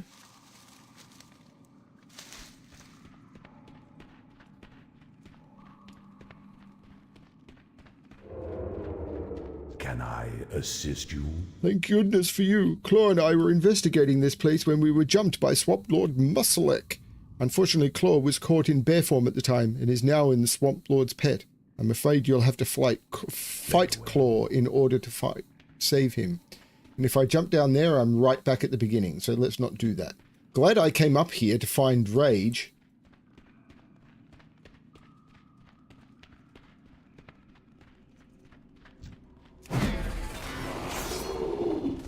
Because I'm not as familiar with these dungeons as I am with the dungeons in Classic.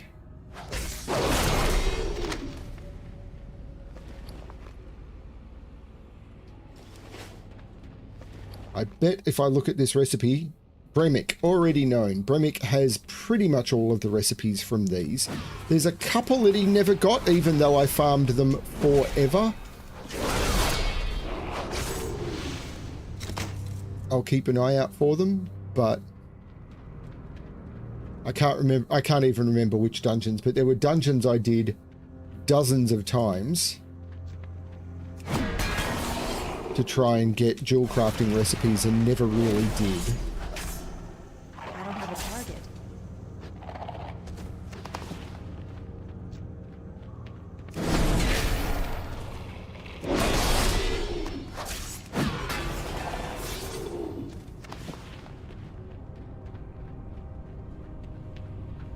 There's Claw.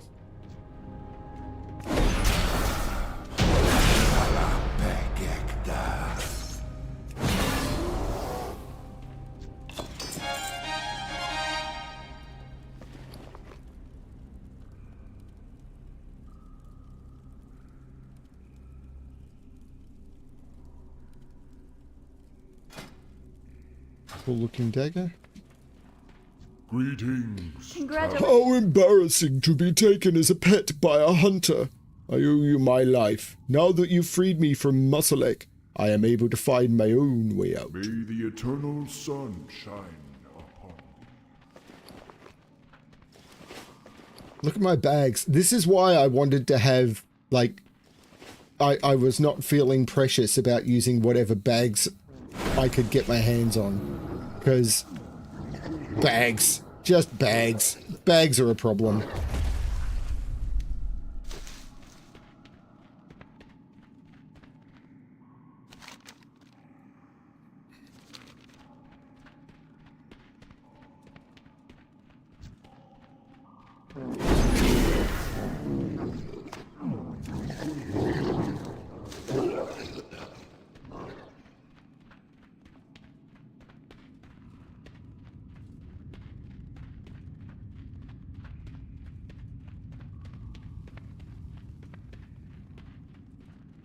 And there is the Black Stalker.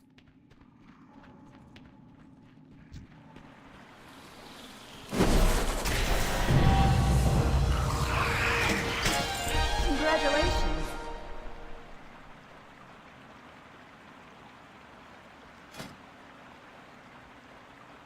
Cool looking shield.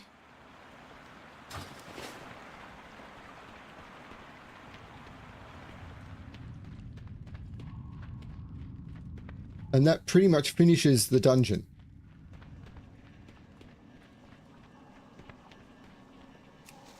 And they did a really cool thing, is the dungeon loops back on itself. So the entrance is right here. So you do a full loop and then you come back, and to get back to the entrance, here I am. See, really nice. Ishnuala. You've done all of Zangarmarsh a favor today, Alexplorer. The spore giants may be naturally aggressive, but they're still a vital part of the ecosystem. I am honored. Soon we'll all be together again, and I owe it all to you. We'll bring the Naga down before you know it. They don't stand a chance. Farewell. You have returned. Does this mean the Black Stalker is no more? The Black Stalker is dead. Normally I would not revel in such butchery, but the pain that the Great Mother and her brood have put my people through over the centuries is unspeakable. You have my deepest thanks, brave Paladin.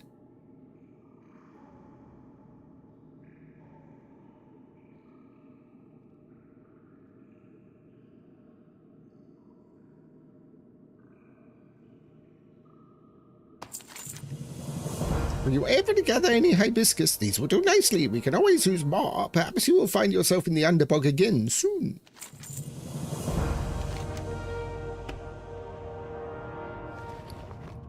More repeatable questing. Now, I could go straight and do steam vaults, but I'm actually going to half and empty out my bags.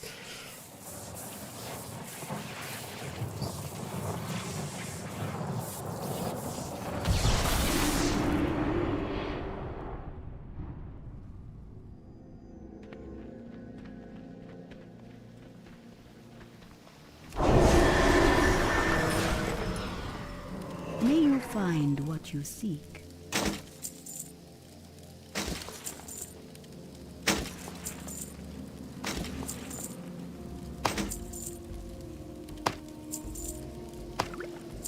I've broken 150,000.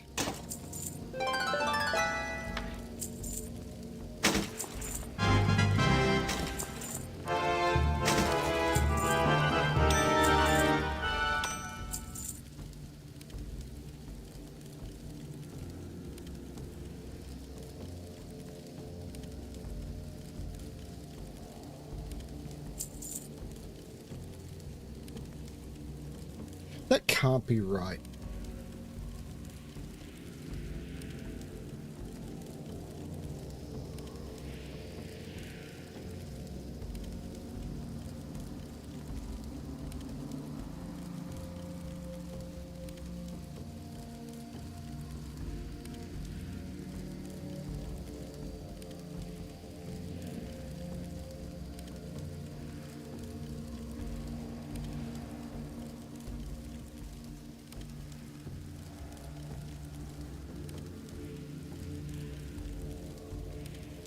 Oh, apparently it's bugged.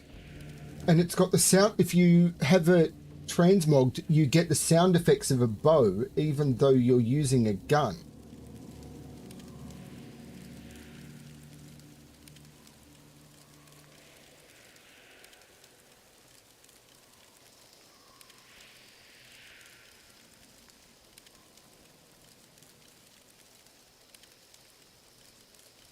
I don't know. Vigilant.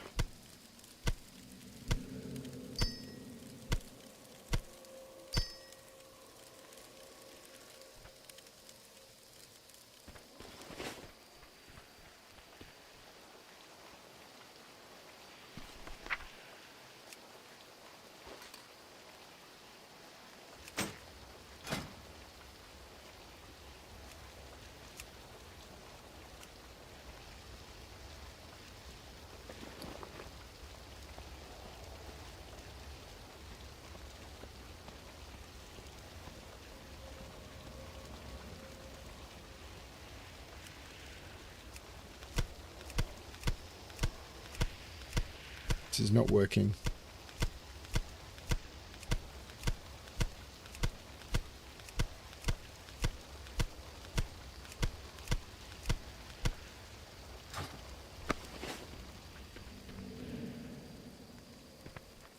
May I be of service?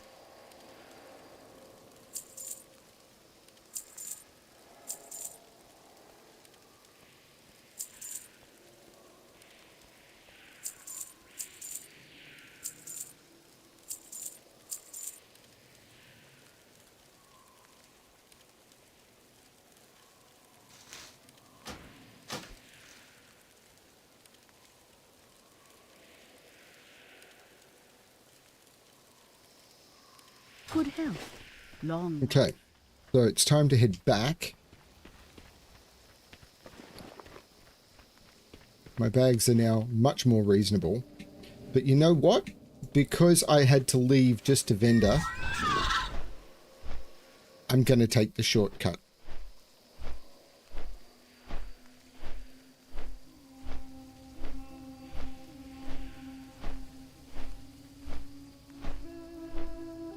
I'm much more comfortable taking some shortcuts in this because flying was available in this expansion. I mean, it was in the classic zones the way they were designed as well. But I've done this entire zone now.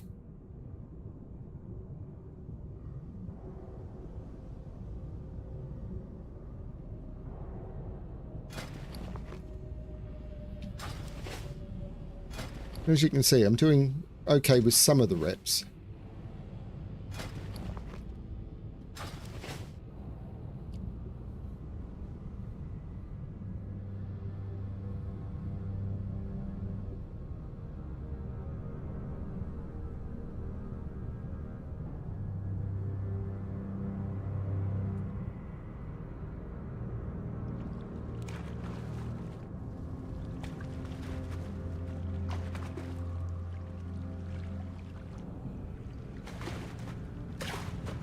So next up is the Steam Vault.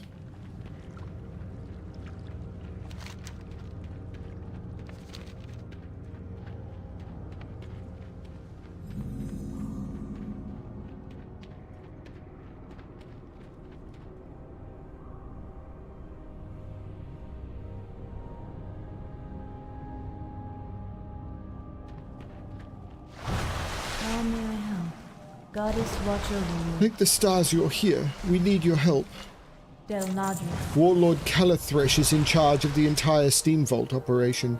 I need you to kill him, Alexplorer. The Naga have left us with no option but violence. Show him no mercy. Good luck, friend. Naga are working with leper gnomes to spread horrific disease across Zangarmarsh. It's already spread throughout the steam vault. Clear out anything that's been contaminated and bring me the central gear from Mechanier Steam Rigger, quickly. Kill 3 bog overlords, 3 coilfang lepers, and obtain an irradiated gear from Mechanier Steam Rigger. Then return to Naturalist Bile inside the steam vault. The steam vault is the heart of the Naga's efforts to pump the water out of Zangarmarsh, and Hydromancer Thespia personally oversees those efforts. Take her out would seriously hinder their operation.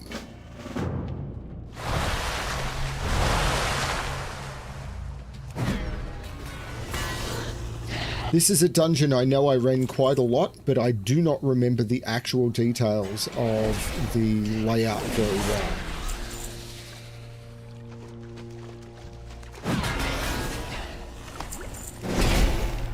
I do remember that there was sort of a sneaky path back here for some reason.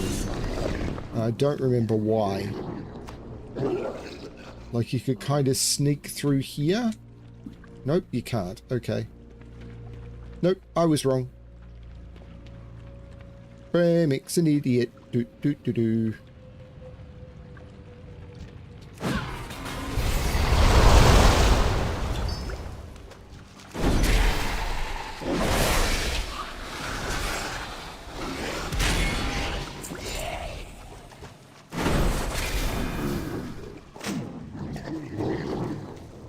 Maybe it was you could come back that way.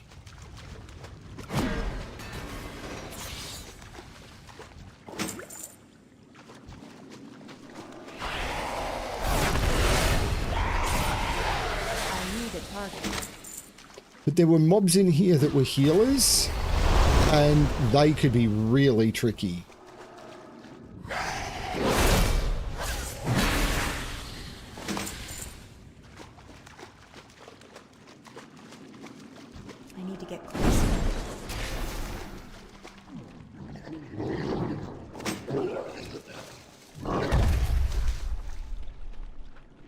Yeah, it looks like you can go back that way.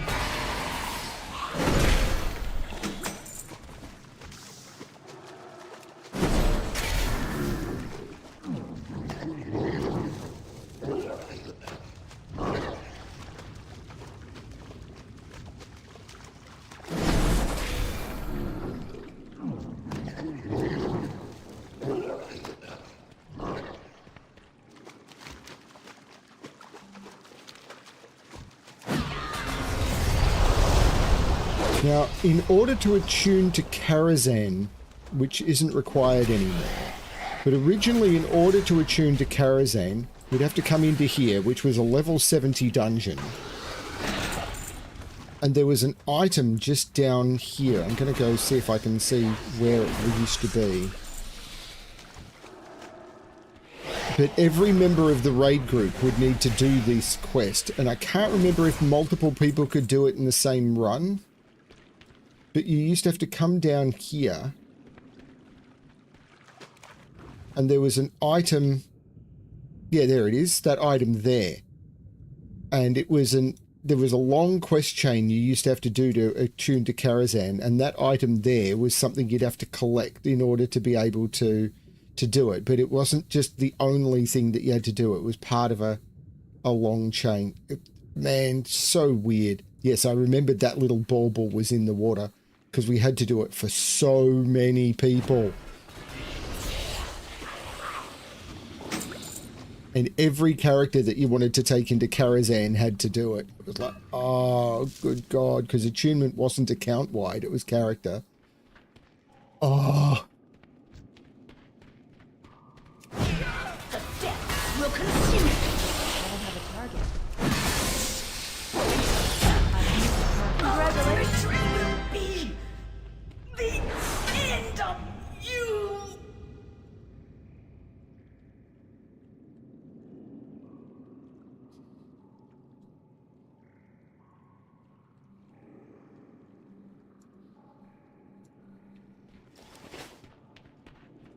But I'm not kidding. At some point, go and look up what used to be required for attunements in the Burning Crusade.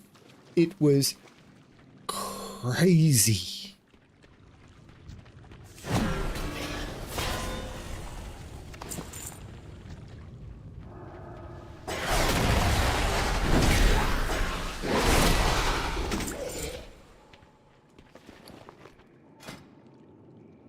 Nice looking mace.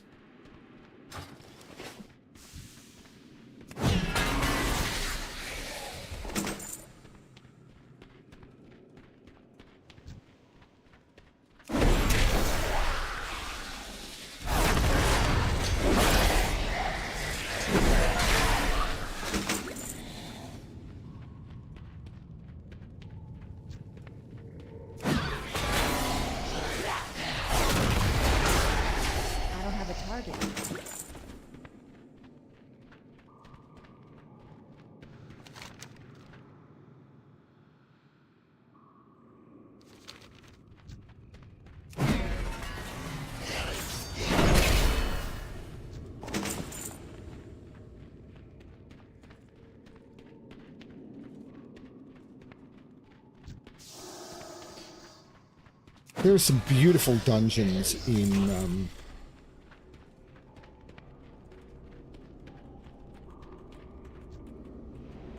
if you're going to get Warlord Calathresh, you'll need to defeat stop walking away from me if you've got something to say.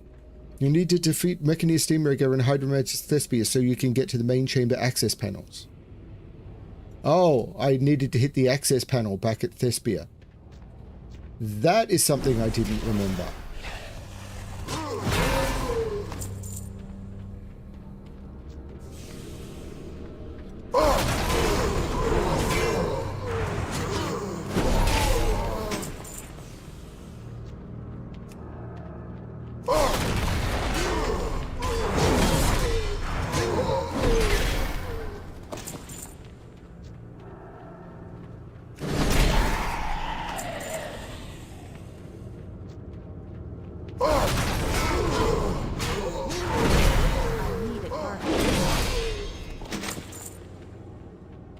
I'm religious, so killing slaves is fine.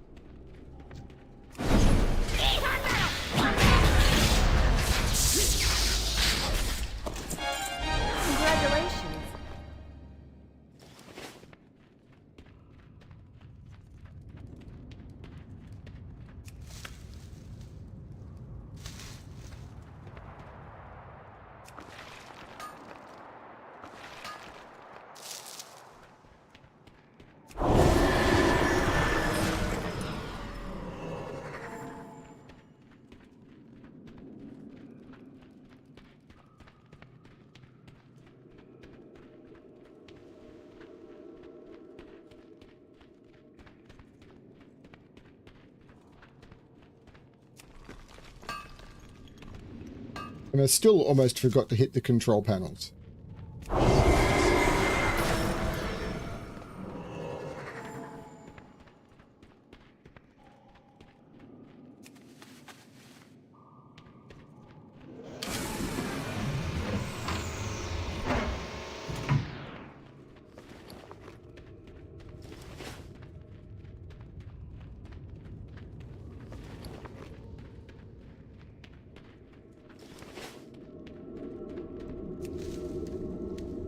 There's another one of those arcs.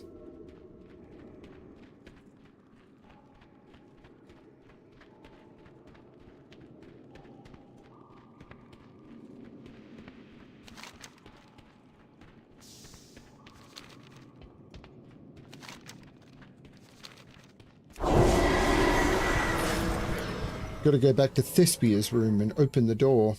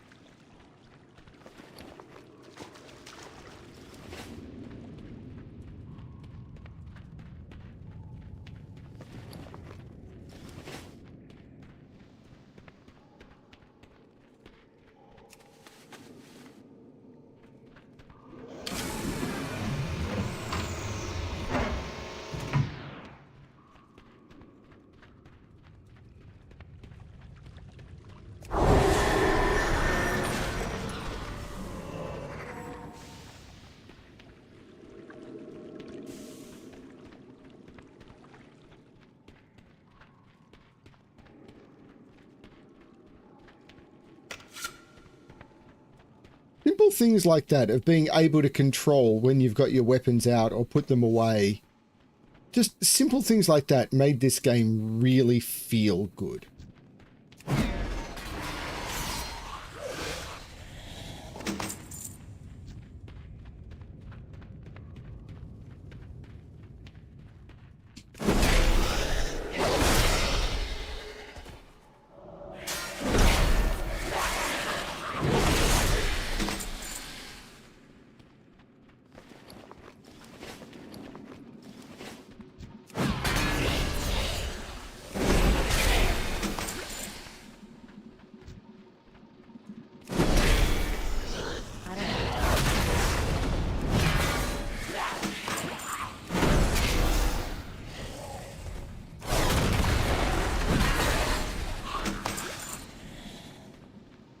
You deem yourselves worthy.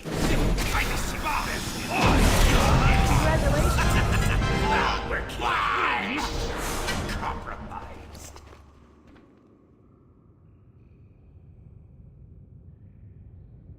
Dodge and speed, but it's got 3 sockets. That's got to be better if I bother putting...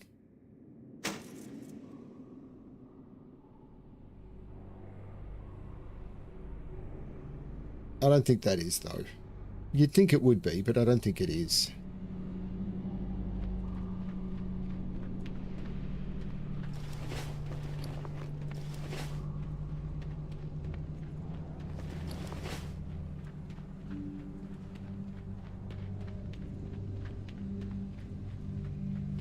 $75 empty slots. That's probably not enough. I probably need to go and empty my...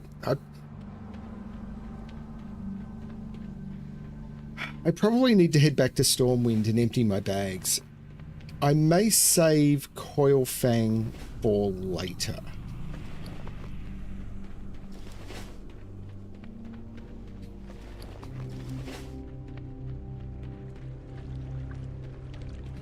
There's the 3 dungeons done. So what I might do is I might head to Shatra and I may save the raid for later.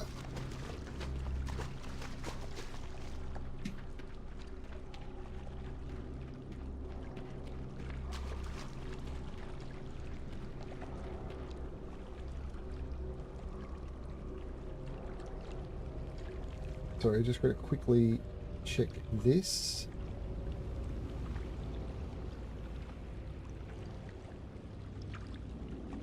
Okay.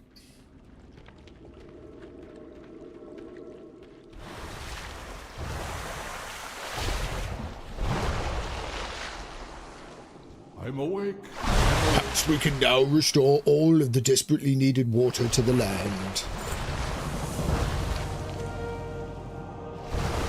Yes, that is possible. The fate of Zagamash depends on it.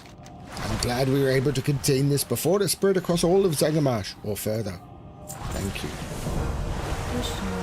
I wish it had not come to this, but the Naga refused all attempts to negotiate.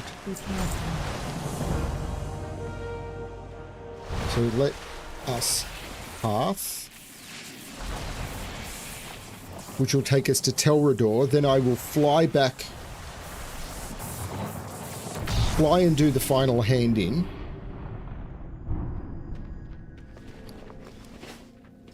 We will vendor some stuff.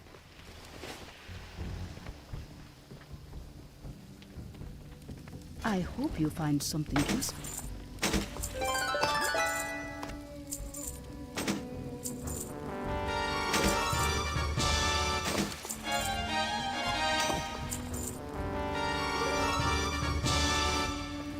Be well.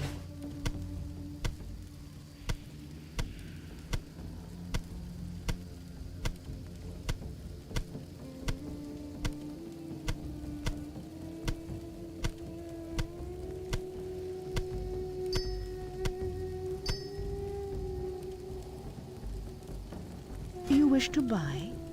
Trade?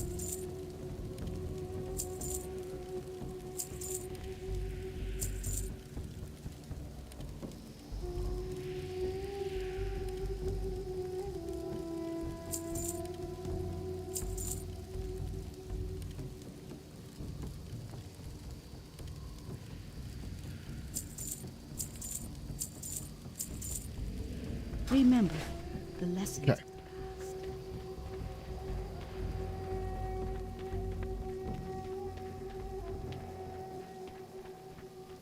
Greetings, friend. Favor the Lord,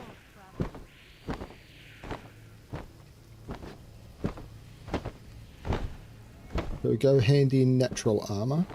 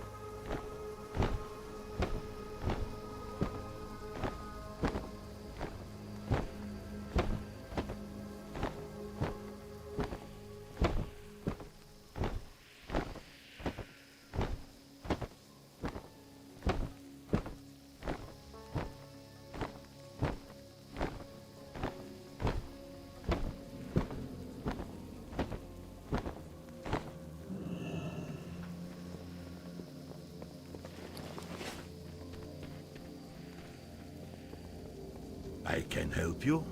Luck to you. See you. These are good hides, Maktu thinks. They will make very good armor.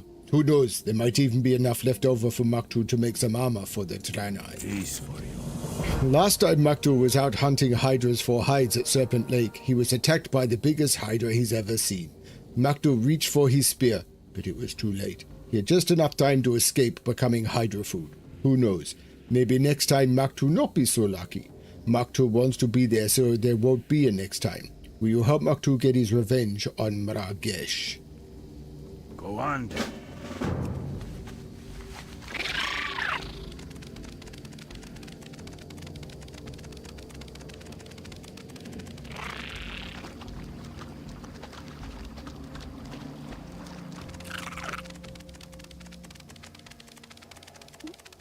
We can absolutely kill Mragesh.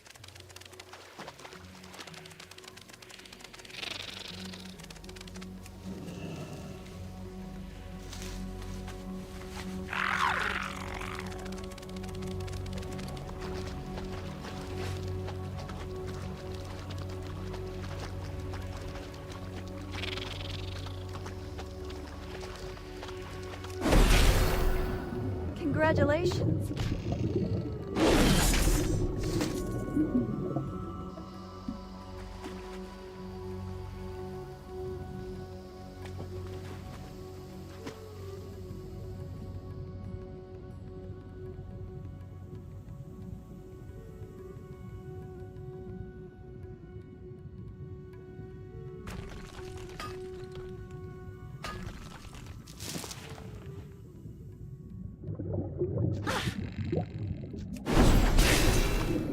Oh, come on.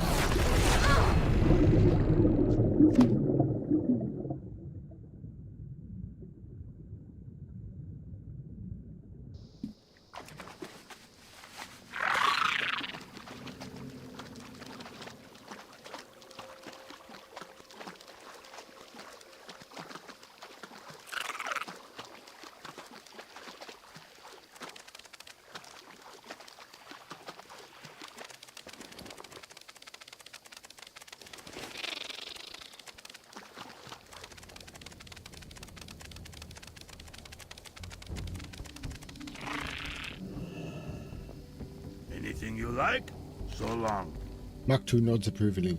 Maktu is thankful for your help. Maktu's pride is satisfied. He will not be caught off guard again. You'll come back sometime. I am now friendly with the Kurenai. But now I want to fly back to Telrador. open your heart to the light. Be kind. Open your heart.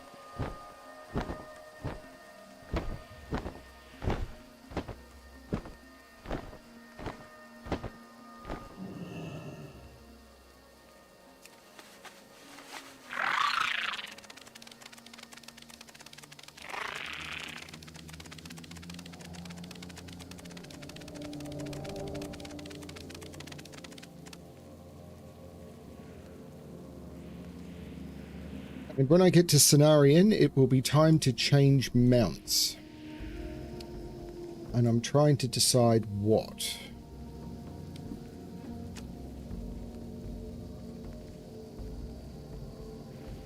What sort of mount should I use for Terracar Forest? I know what sort of mount I'm going to use for Nagrand.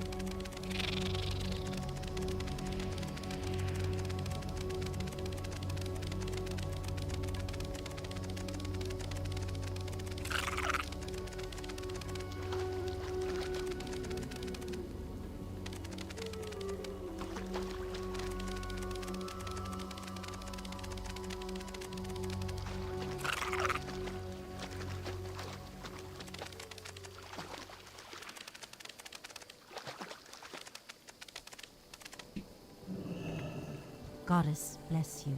Wait, what? Go in peace. Oh, she's not taking plants anymore. So why am I holding on to this crap? Fine. How may I help? Well, that was pointless.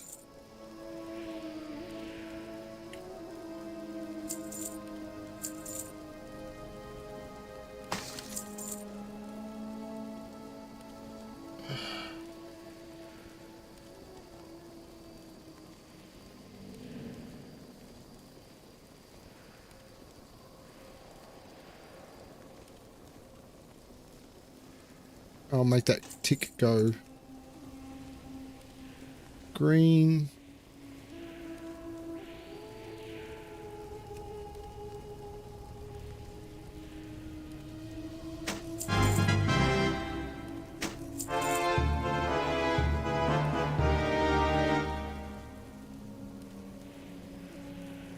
And that's everything. Goodbye. Okay, so I need to pick a new mount for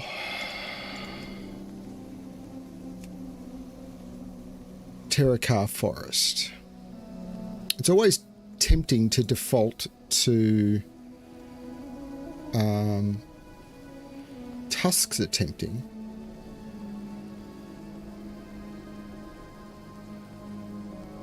That's actually kind of appropriate. Let's start at the bottom and work up.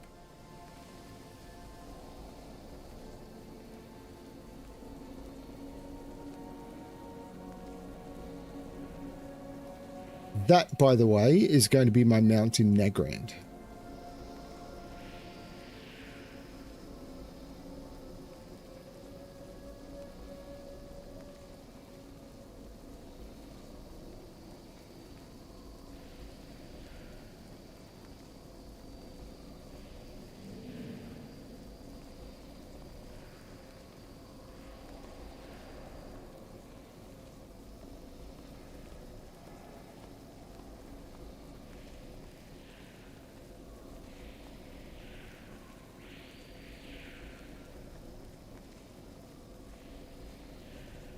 I haven't used this in ages and I really like it. Let's switch to that and then see if anything overrides it. Ooh, I should use this at some point. This is a Burning Crusade mount that was incredibly popular. Actually, yeah, let's use this. This was a mount that was added in Burning Crusade. I will probably use it again later, but I was thinking I should use the Raven Lord, but the Raven Lord is a flying mount. But this is a ground mount that works. It's not the Raven Lord, but it is a Burning Crusade bird mount.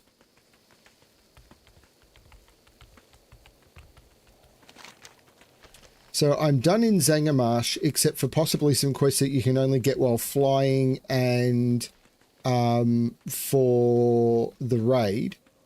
So it's time for me to head to the capital city. So I'm going to head into Terrakar, but I'm going to bypass some of the quests and I'm going to head into the capital city.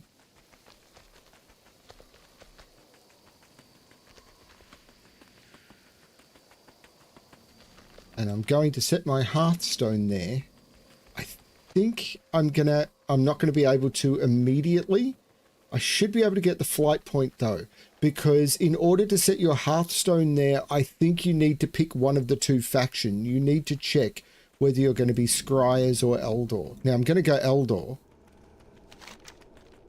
Ladies and gentlemen, welcome to Terrakar Forest. Another incredibly pretty zone. But right here in front of us is Shattrath City.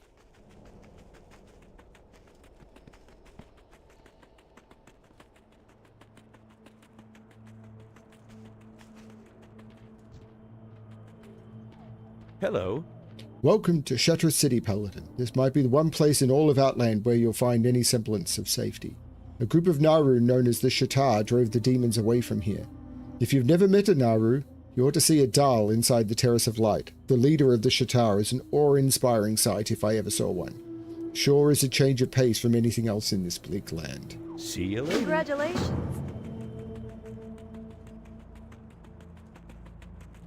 Welcome to the capital city of Outland, Shattrath City.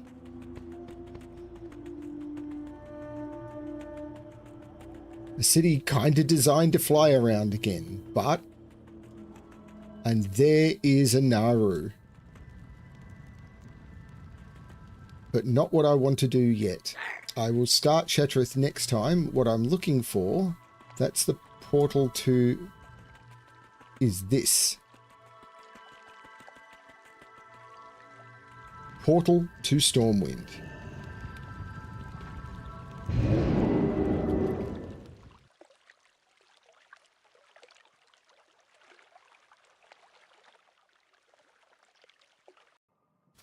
I'm not a fan of puzzles with too many constraints, Chip. I'm really not.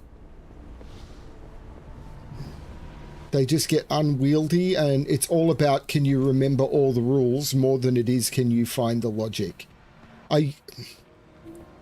Everyone goes through a phase where they do a lot of puzzles with lots of rules. But, yeah. Sometimes they can be good, but it really is few and far between, and it really takes expertise to make a good puzzle with good interactions. I don't think I've ever seen a puzzle with more than 10 constraints that was good, and that one was 10 types of lines. Okay, so...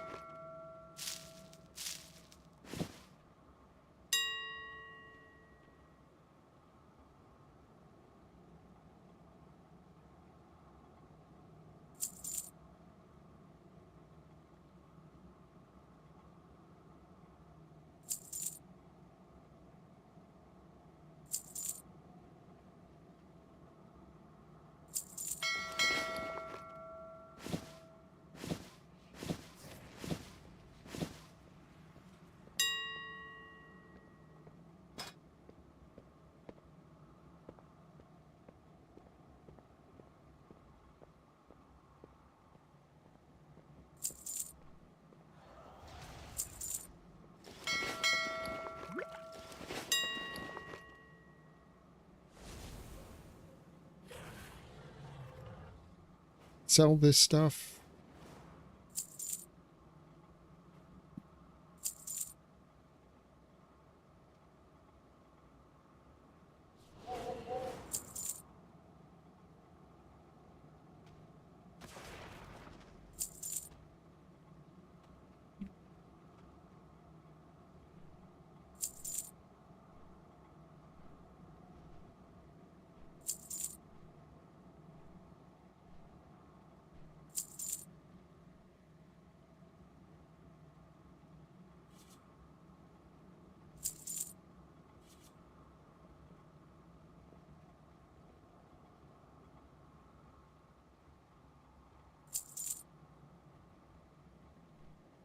Yeah, I'm not being too stressed here.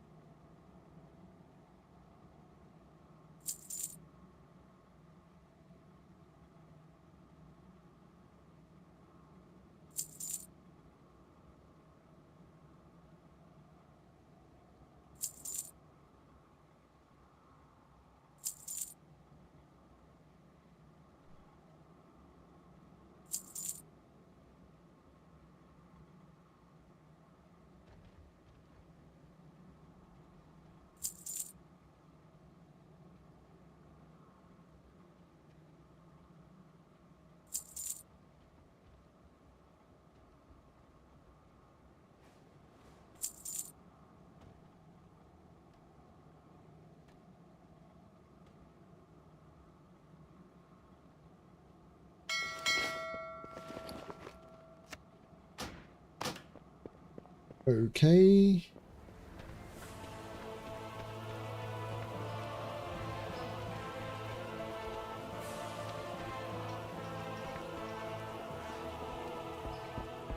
Looking for something specific? Coal is junk.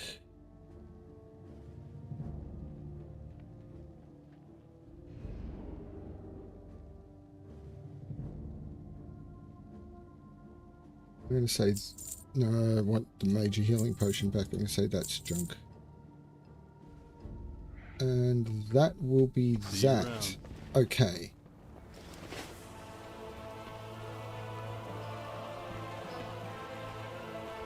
And already things are selling, which is good. Okay. Now, what I do want to do now, and I am going to do this by flying because I want to get to the top of the tower, is to end the stream.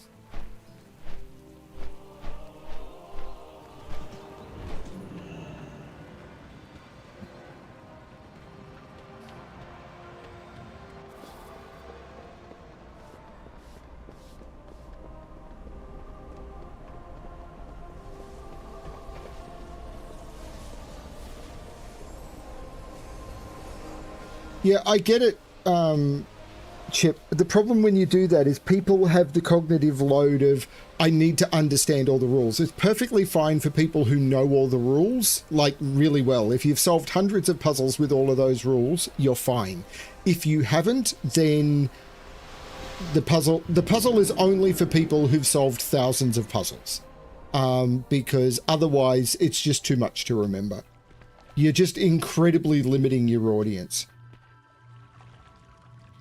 So that is where I will end it, needing to talk to Adal. Is that a pet battle over there? No, don't know what that is. I will look at that later. Because the start of the Shatrith quests gets long. There is a long quest to start Shatrith, and it's kind of fun. And I'm kind of looking forward to it. What I do want to do, however, while I see it over there, is pick up the flight point. Now, I've already got the flight point, but I'm going to end this at the Flight Master. Arcanon Poros. And then I will talk to Adal, and then I will do a bunch of Shatrith quests, or I will pick up relevant Shatrith quests to start the next session. So that is where I will end this. There's going to be a lot of growth and moving out into different areas from here, because now I'm in the capital city and there's going to be a lot to do. Terakar Forest will be the next major zone that I do. Then it will be Nagrand, Blade's Edge Mountains, and after that I've got some choices to make. Yeah, and there'll be a bunch of different dungeons and stuff to do in all of that threading as well. But we'll see where Shatrith leads me. Thank you everyone for watching. This has been a lot of fun. Yeah, I'm really enjoying this. But I think in my next session, I'm actually going to return to playing Bremic in Battle for Azeroth, because I want to see where those stories go. Mixing it up so I don't get too bored with one story. Thanks everyone for watching, and as always, good luck finding the stories that make you happy. Bye everyone.